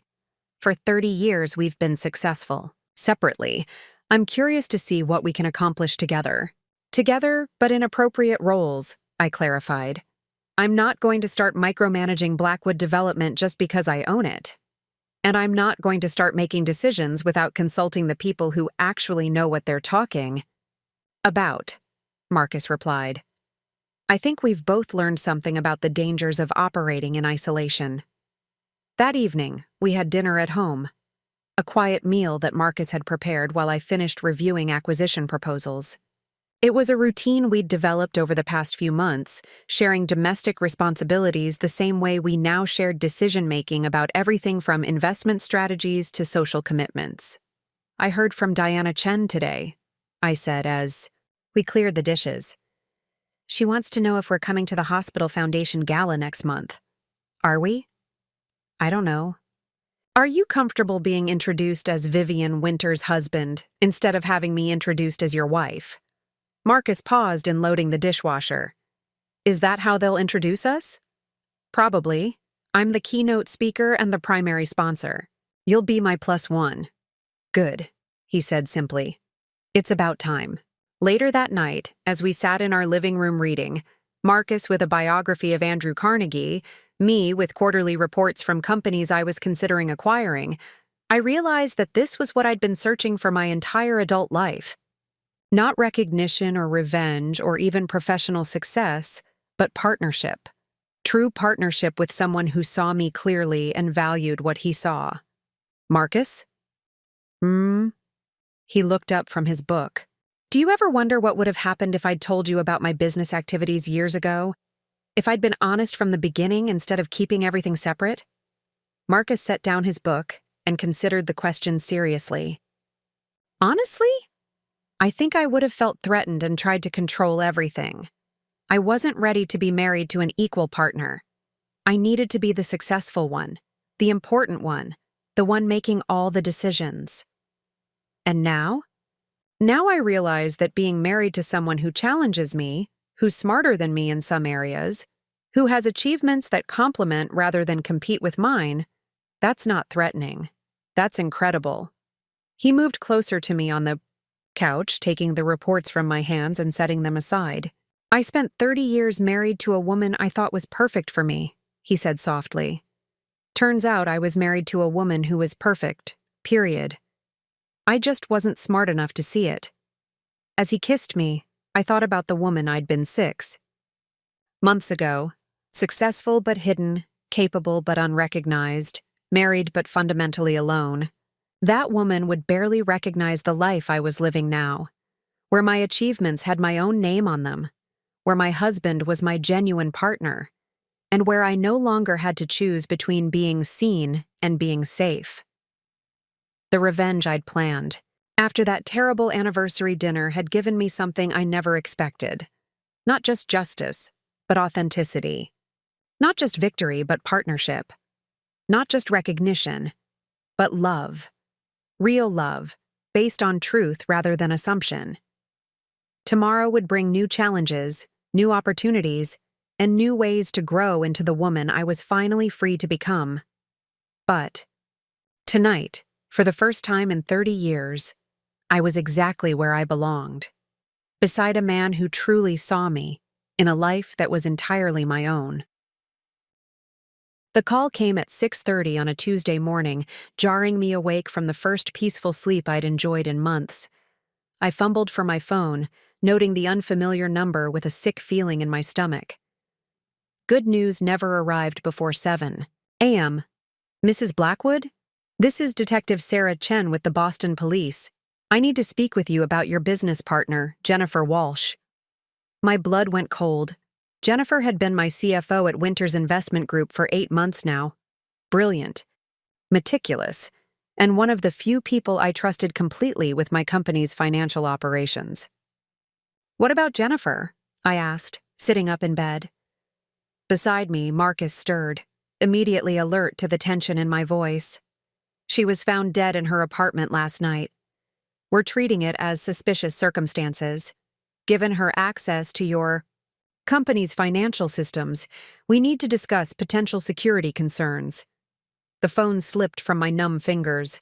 Marcus caught it before it hit the floor, taking over the conversation while I sat frozen, trying to process what I'd just heard. Jennifer, vibrant, ambitious Jennifer who'd been working late just yesterday on the quarterly projections, was dead. Yes, we'll be available this morning, Marcus was saying. No, we haven't noticed any unusual activity in our accounts. We'll run a complete audit immediately. When he hung up, I was still staring at nothing, my mind refusing to accept the reality. Vivian. Marcus's voice was gentle but urgent. I need you to focus. If someone killed Jennifer to access your company's systems, she wouldn't have given anyone access, I said automatically. Jennifer was paranoid about security. She used 3 different authentication systems and changed her passwords weekly. Unless someone forced her to give them access. The implication hit me like a physical blow. I stumbled out of bed, my legs unsteady, and headed for my office. If someone had tortured Jennifer for financial information, I needed to know immediately what they'd accessed. My computer showed no unauthorized logins, no unusual transfers, no signs that our systems had been compromised. But as I dug deeper into the financial records, something else became apparent, something that made my blood turn to ice.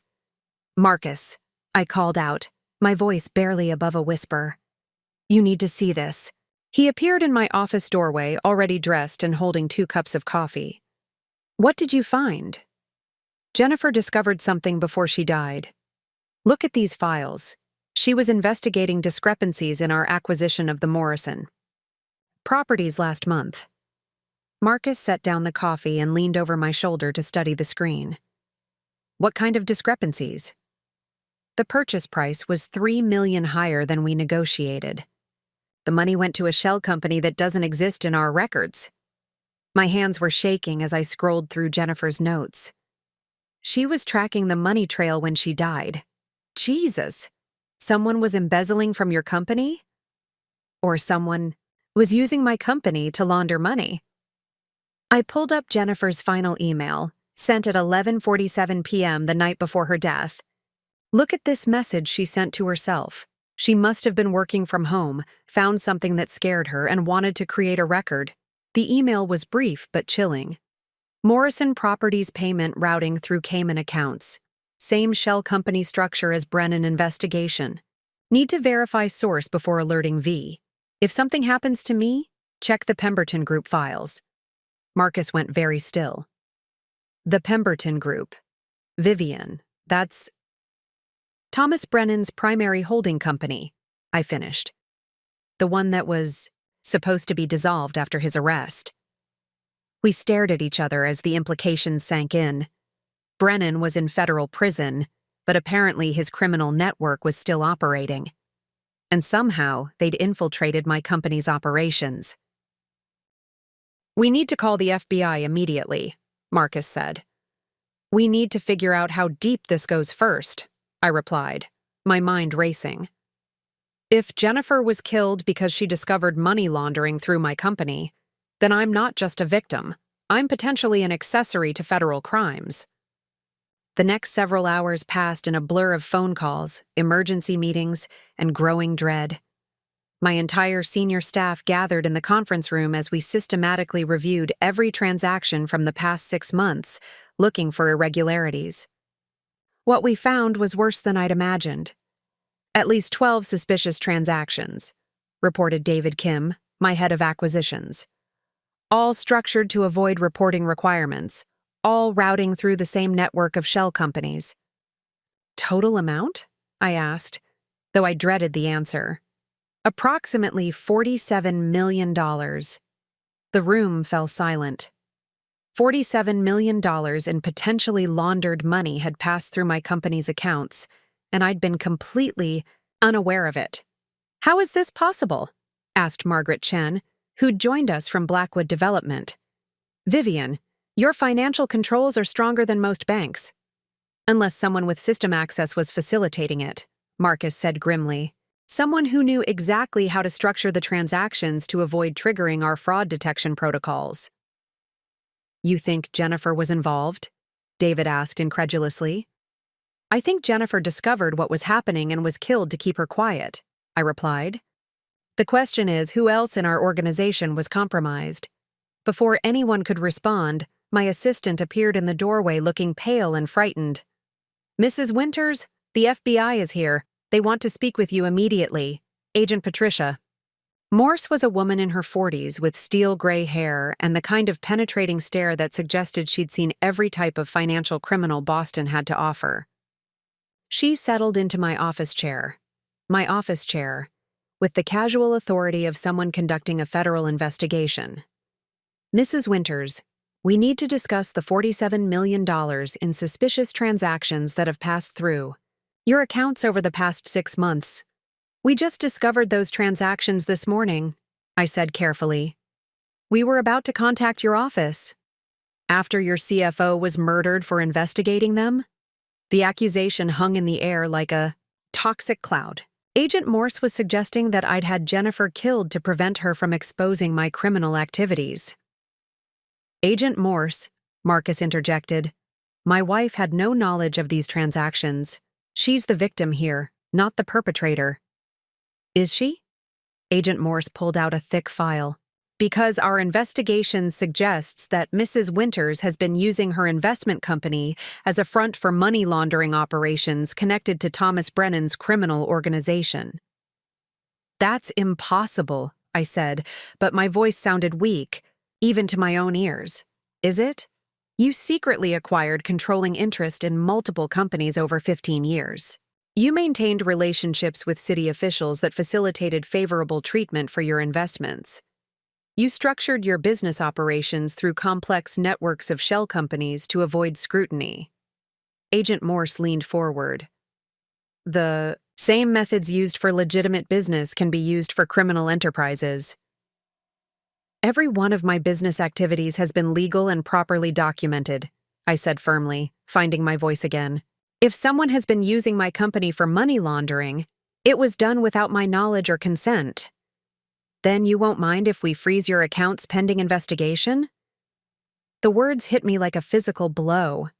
Freezing my accounts would effectively shut down my business, destroy my employees' livelihoods, and potentially bankrupt me before I could prove my innocence. Agent Morse, Marcus said, his voice carrying the authority of his legal training. You're asking my wife to prove a negative. If you have evidence of criminal activity, present it. If you don't, then this harassment needs to stop. The evidence is $47 million in laundered money and a dead CFO who was investigating it, Agent Morse replied coldly. Mrs. Winters, you have 24 hours to provide complete financial records for every transaction your company has conducted in the past 2 years. If we find any additional irregularities, you'll find that every legitimate transaction was properly documented and every suspicious transaction was conducted without my knowledge, I interrupted, because that's the truth. After Agent Morse left, I sat in my office staring out at Boston Harbor, wondering how my life had once again been turned upside down by forces beyond my control. 6 months ago, I'd fought off Thomas Brennan's attack on my reputation. Now it seemed his criminal organization was trying to destroy me from beyond his prison cell. It's not over, Marcus said quietly from the doorway. What's not over? The war. Brennan's arrest was just the beginning. Someone in his organization has been planning this for months, using your success against you, setting you up to take the fall for their crimes. I turned to look at my husband, seeing the same grim determination that had carried us through our previous battles. So what do? We do what we did before, Marcus replied. We find out who's really behind this, and we destroy them before they destroy you. And if we can't? If the FBI believes I'm guilty? Marcus walked over and pulled me into his arms, holding me close enough that I could feel his heartbeat against my cheek. Then we'll fight it together, he said simply. But Vivian, I need you to know something. Even if this destroys everything we've built, even if we lose the business and the money and the reputation, I'm not going anywhere. You're not fighting this alone. For 30 years, I'd been fighting my battles in isolation, convinced I had to be strong enough to handle everything myself. Now, facing the possibility of losing everything I'd worked for, I realized I didn't have to be strong enough alone. I had a partner who'd proven he wouldn't abandon me when things got difficult. But as we held each other in the gathering darkness, both of us knew that the battle ahead would test every aspect of the trust and partnership we'd so carefully built. Someone wanted to destroy Vivian Winters, and they were willing to commit murder to do it. The breakthrough came from an unexpected source 3 days later. I was in my office at 6 a.m., unable to sleep, and determined to trace every suspicious transaction back to its origin, when my private line rang. The caller ID showed a number I didn't recognize, but something made me answer. Mrs. Winters? This is Ashley Brennan. My blood froze. Ashley Brennan. Thomas Brennan's daughter, whom I'd never met but knew existed from the FBI files I'd been studying obsessively. I think we need to talk, she continued, her voice shaking slightly. About my father's business, about what's happening to your company, about why Jennifer Walsh had to die. Where are you? I asked, my hand already reaching for a pen to write. Down whatever address she gave me. I'm scared to meet in public. Someone's been watching me since the FBI arrested my father. Can you come to the old warehouse district? Pier 47, the abandoned shipping office. Come alone. Every instinct I had screamed that this was a trap, but Ashley Brennan might be the only person who could prove my innocence. When? Now. And Mrs. Winters? Be careful. The people who killed Jennifer are still out there, and they know you're getting close to the truth. I hung up and immediately called Marcus, who answered on the first ring despite the early hour. I'm going to meet Thomas Brennan's daughter, I said without preamble. She says she has information about Jennifer's murder. Absolutely not, Marcus replied firmly. Vivienne, this could be a setup. If Brennan's people are still operating, then this might be my only chance to prove I'm innocent, I interrupted. Marcus, the FBI is building a case against me based on circumstantial evidence. If Ashley Brennan can provide information about who's really behind the money laundering, then we call Agent Morse and arrange a proper meeting with protection. She specifically said to come alone. If we involve the FBI, she'll disappear, and I'll never get another chance to clear my name. Marcus was quiet for a long moment. Where? Are you meeting her? Pier 47, the old shipping office. I'm coming with you. She said to come alone.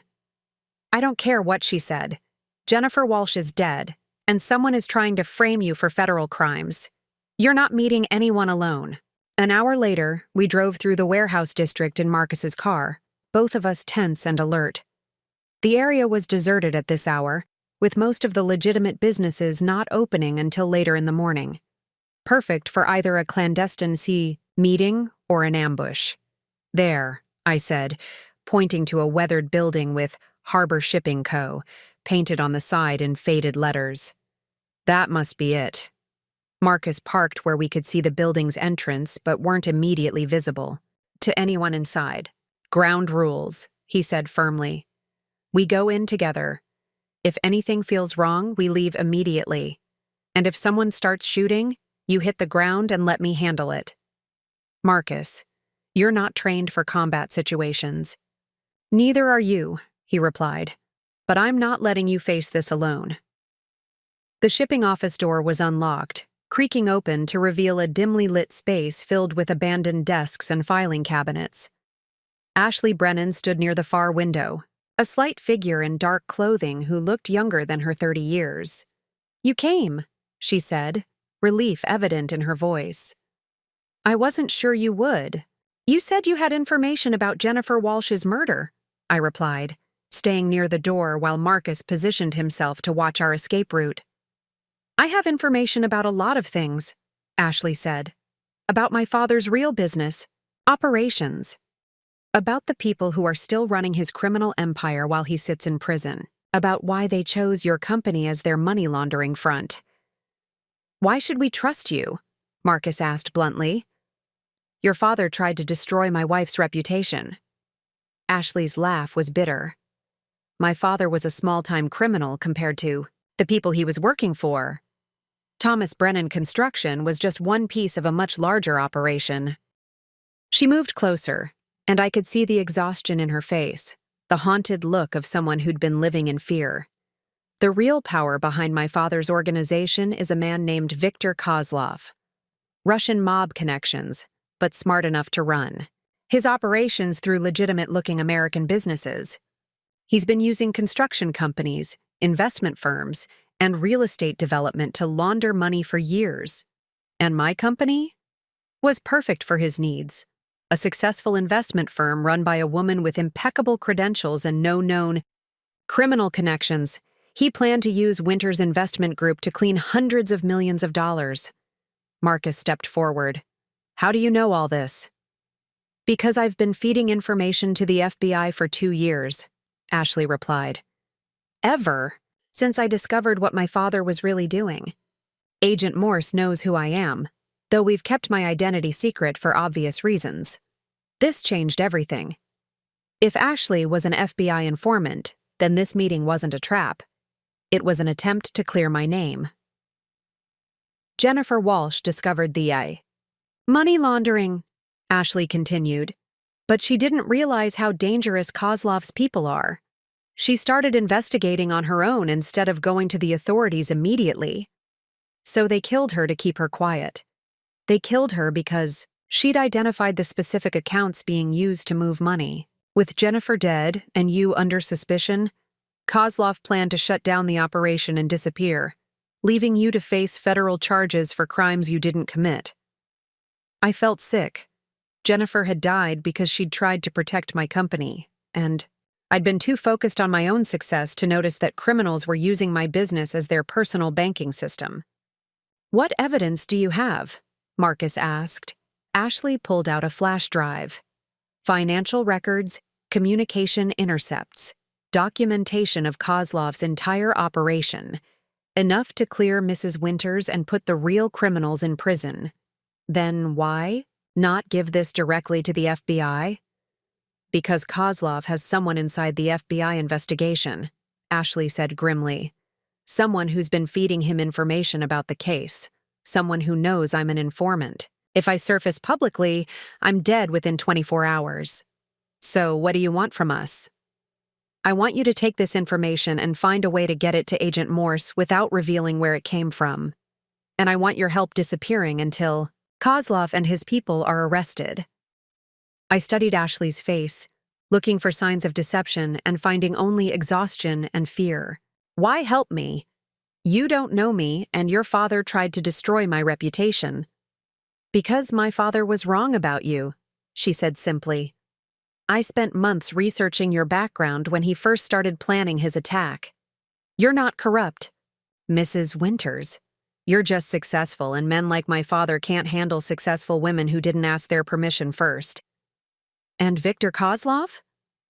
Kozlov doesn't care about your success. He just saw an opportunity to use your reputation for his own criminal purposes. But he made one mistake. He underestimated how thoroughly you document your business activities. The evidence of his money laundering is all there in your own records, if you know what to look for. Over the next hour, Ashley walked us through the complex scheme that had been operating under my nose for months. Kozlov's people had infiltrated my company not by bribing employees, but by creating fake investment opportunities that my legitimate due diligence process had approved. The money being laundered was disguised as returns on investments that didn't actually exist. Jennifer figured it out because she noticed that several of our most profitable investments were generating returns without any corresponding business activity, I said, understanding dawning. She started investigating the source of the profits and discovered that the money was coming from drug trafficking, illegal weapons sales, and human trafficking, Ashley confirmed. Kozlov's people realized she was getting close to the truth and decided to eliminate the threat. While framing me for the crimes, I added bitterly, the perfect scapegoat, a wealthy woman with complex business holdings and connections to city officials. Easy to paint as corrupt, hard to prove innocent once the narrative was established. Marcus had been quiet during most of this explanation, but now he asked the crucial question. How do we expose Kozlov without getting Ashley killed? Very carefully, Ashley replied, and with the understanding that once we start this process, there's no going back. Kozlov's people don't leave loose ends. I thought about Jennifer, brilliant and dedicated, who died trying to protect my company from criminals I didn't even know existed. I thought about my employees, whose livelihoods were threatened by my association with crimes I hadn't committed. And I thought about Marcus, who'd stood by me through every crisis and was now risking his own safety to help me clear my name. What do you need from us? I asked Ashley. Safe passage out of Boston, a new identity, and enough money to disappear permanently, she replied. In exchange, I'll give you everything you need to destroy Viktor Kozlov's operation and prove your innocence. Done, I said without hesitation. Marcus raised an eyebrow. Vivian, we're talking about helping someone disappear.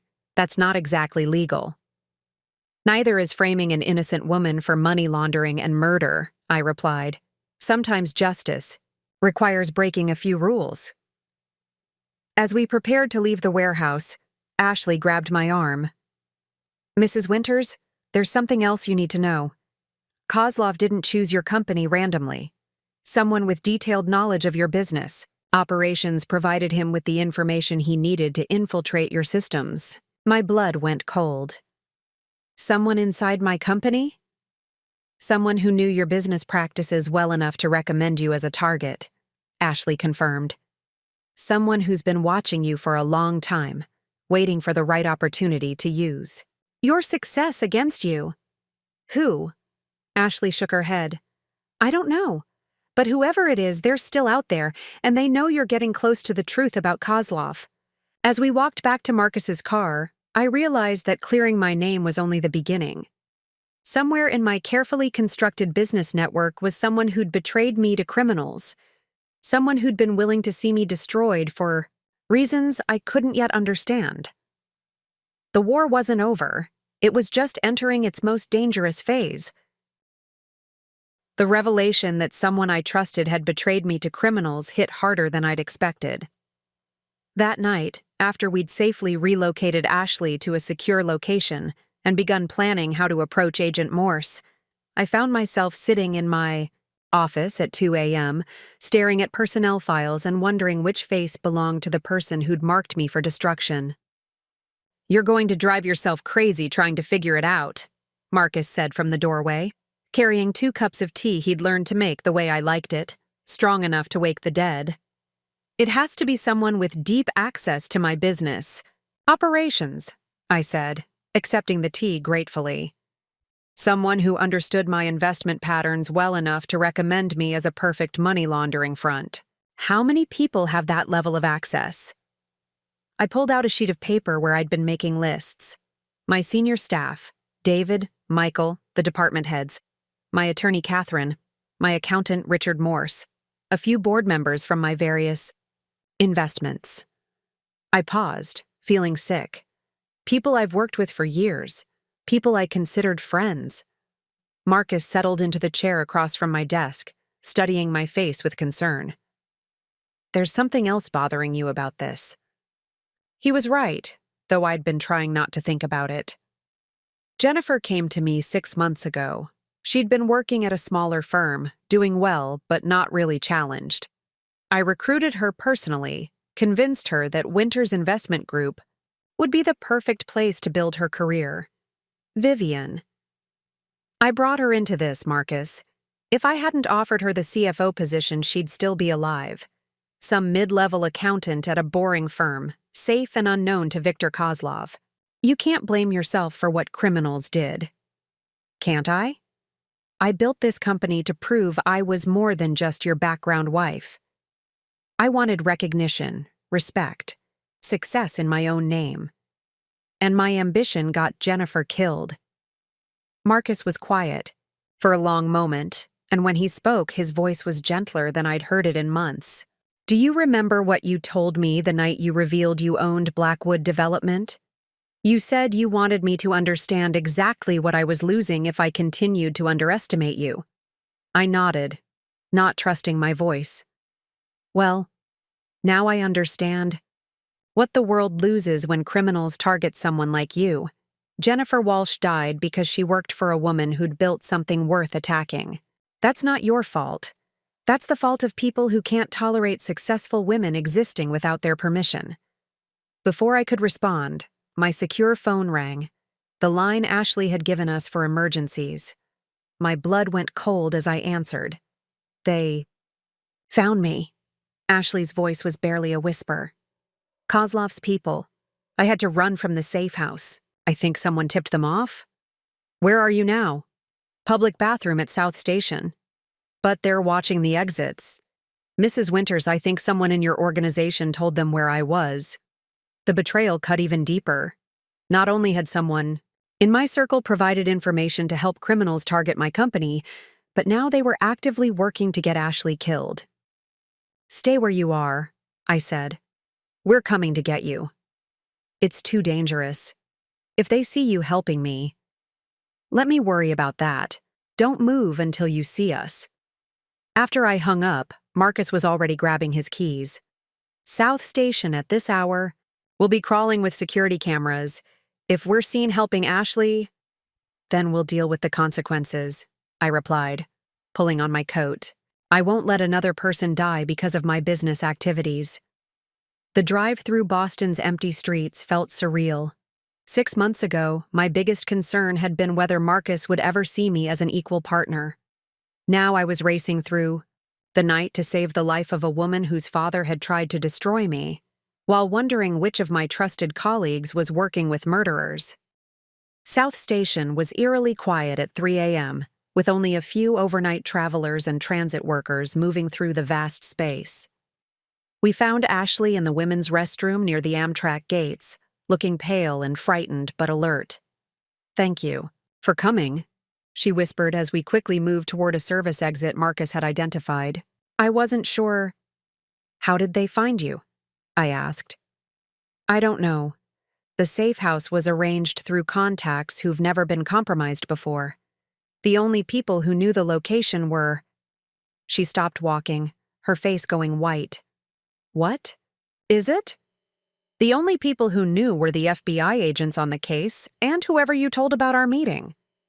Marcus and I exchanged glances. We'd been careful not to discuss Ashley's location over any communication channels that could be monitored, but we had mentioned her general situation to a few people while arranging resources for her protection. "Who did you tell?" Ashley asked, urgently. I ran through the conversations of the past 24 hours. My attorney, Catherine, when I asked her about witness protection procedures. David Kim, when I needed him to authorize emergency funds for security arrangements. Michael Chen, when Margaret asked why I was suddenly requesting additional corporate security. And Agent Morse. We haven't contacted her yet. We were waiting until you were safely relocated. Ashley was quiet for a moment, thinking. So, someone with access to your conversations is feeding information to Kozlov's people. Someone who knew about our meeting, knew about the safe house arrangements, and knew I was the source of the evidence against him. As we reached Marcus's car, I felt the weight of 30 years of business relationships pressing down on me. Every successful venture, every trusted partnership, every careful alliance I'd built was now suspect. Someone I'd worked with, laughed with, probably shared meals with, had been willing to see me destroyed and Ashley murdered. "There's another possibility," Marcus said quietly as we drove away from the station. "Someone might be monitoring your communications directly. Electronic surveillance, wiretaps, that kind of thing." "You think my phones are tapped?" I think. When you're dealing with Russian organized crime, you don't take chances with communication security. We drove in silence for several miles, each lost in our own thoughts about the implications. If my communications were being monitored, then Kozlov's people knew everything we'd discussed, every plan we'd made, every piece of evidence we'd gathered. "We need to assume they know about the flash drive," Ashley said finally. "Which means we need to get the information to Agent Morse immediately, before they can stop us." "How? If they're monitoring our communications?" "Old school," Marcus said with grim satisfaction. "Face-to-face meeting, public location, no advance notice through any electronic channels." "The FBI field office?" "Too obvious. They'll be watching." "For us there." Marcus was quiet for a moment, then smiled. "But I have an idea." 2 hours later, we sat in the 24-hour diner near Boston Common, where Marcus had arranged to meet Agent Morse. He'd contacted her using a payphone. Apparently, his childhood in a less digital era had some advantages, and convinced her to meet us immediately for information that would break open her investigation. Agent Morse arrived exactly on time, looking professional despite the early hour and unusual circumstances. She slid into the booth across from us, her expression carefully neutral. "This better be good," she said without preamble. "Calling FBI agents to clandestine meetings at 4 a.m. is not standard procedure for innocent civilians." "Nothing about this situation is standard," I replied, sliding Ashley's flash drive across the table.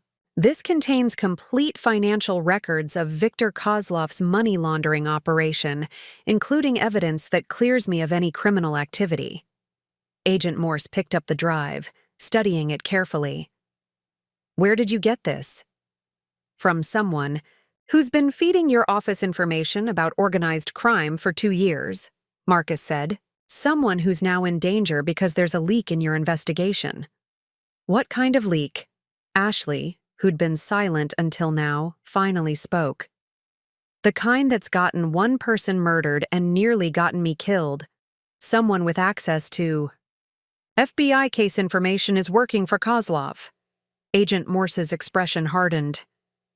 That's a serious accusation. It's a serious situation, I replied. Agent Morse, I've spent the past week trying to figure out who in my organization betrayed me to criminals. But what if the betrayal came from your end? What if someone in the FBI has been protecting Kozlov's operation? Impossible. The agents on this case have been thoroughly vetted. Then how did Kozlov's people know where to find Ashley after she was relocated to a safe house arranged through FBI contacts? Agent Morse was quiet for a long moment, the implications sinking in. If there was corruption within the FBI investigation, then everything she thought she knew about the case was suspect. I need to verify this information, she said finally, holding up the flash drive. And I need to do it without involving anyone else on the task force until I know who can be trusted. How long will that take? 48 hours, maybe less if the evidence is as comprehensive as you claim.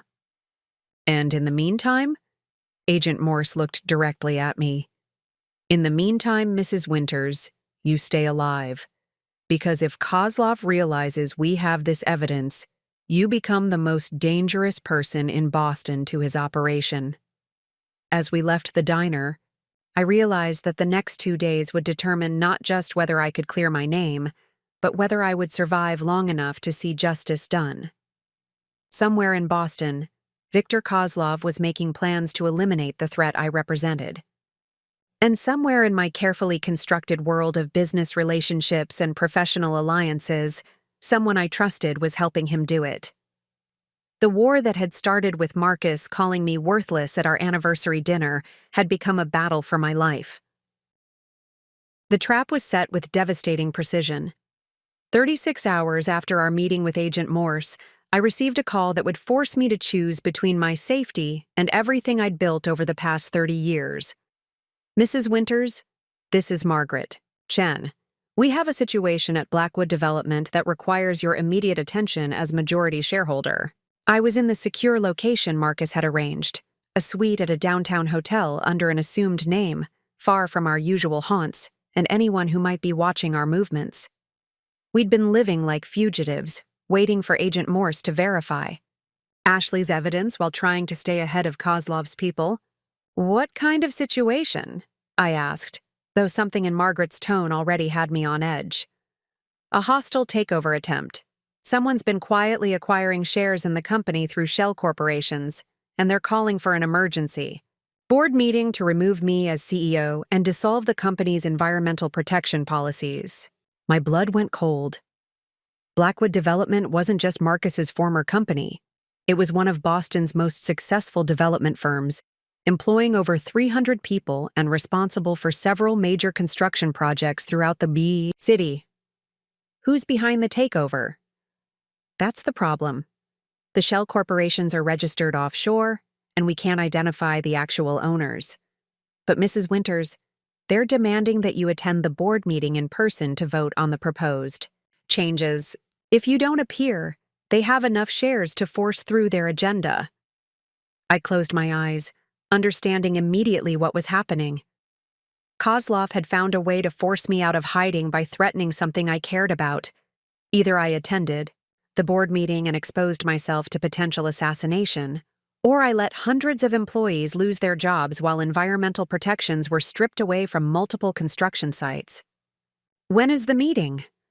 Tomorrow at 2 p.m. Mrs. Winters, I have to ask, is this connected to whatever's been happening with your company? The timing seems suspicious. More than suspicious, I replied grimly. Margaret, I need you to do something. For me. Cancel the meeting and refuse to recognize the takeover attempt. I can't do that legally. As majority shareholder, you have the right to call for board meetings and vote on company policies. If these people have legitimately acquired shares, they haven't acquired anything legitimately, I interrupted. They're criminals using stolen money to manipulate the company's ownership structure. Margaret was quiet for a moment. Are you in danger? Yes. And if I come to that meeting tomorrow, I might not leave alive. Then don't come. We'll find another way to fight this. There is no other way, Margaret. You know corporate law as well as I do. Without my vote as majority shareholder, they can destroy everything we've built at Blackwood Development.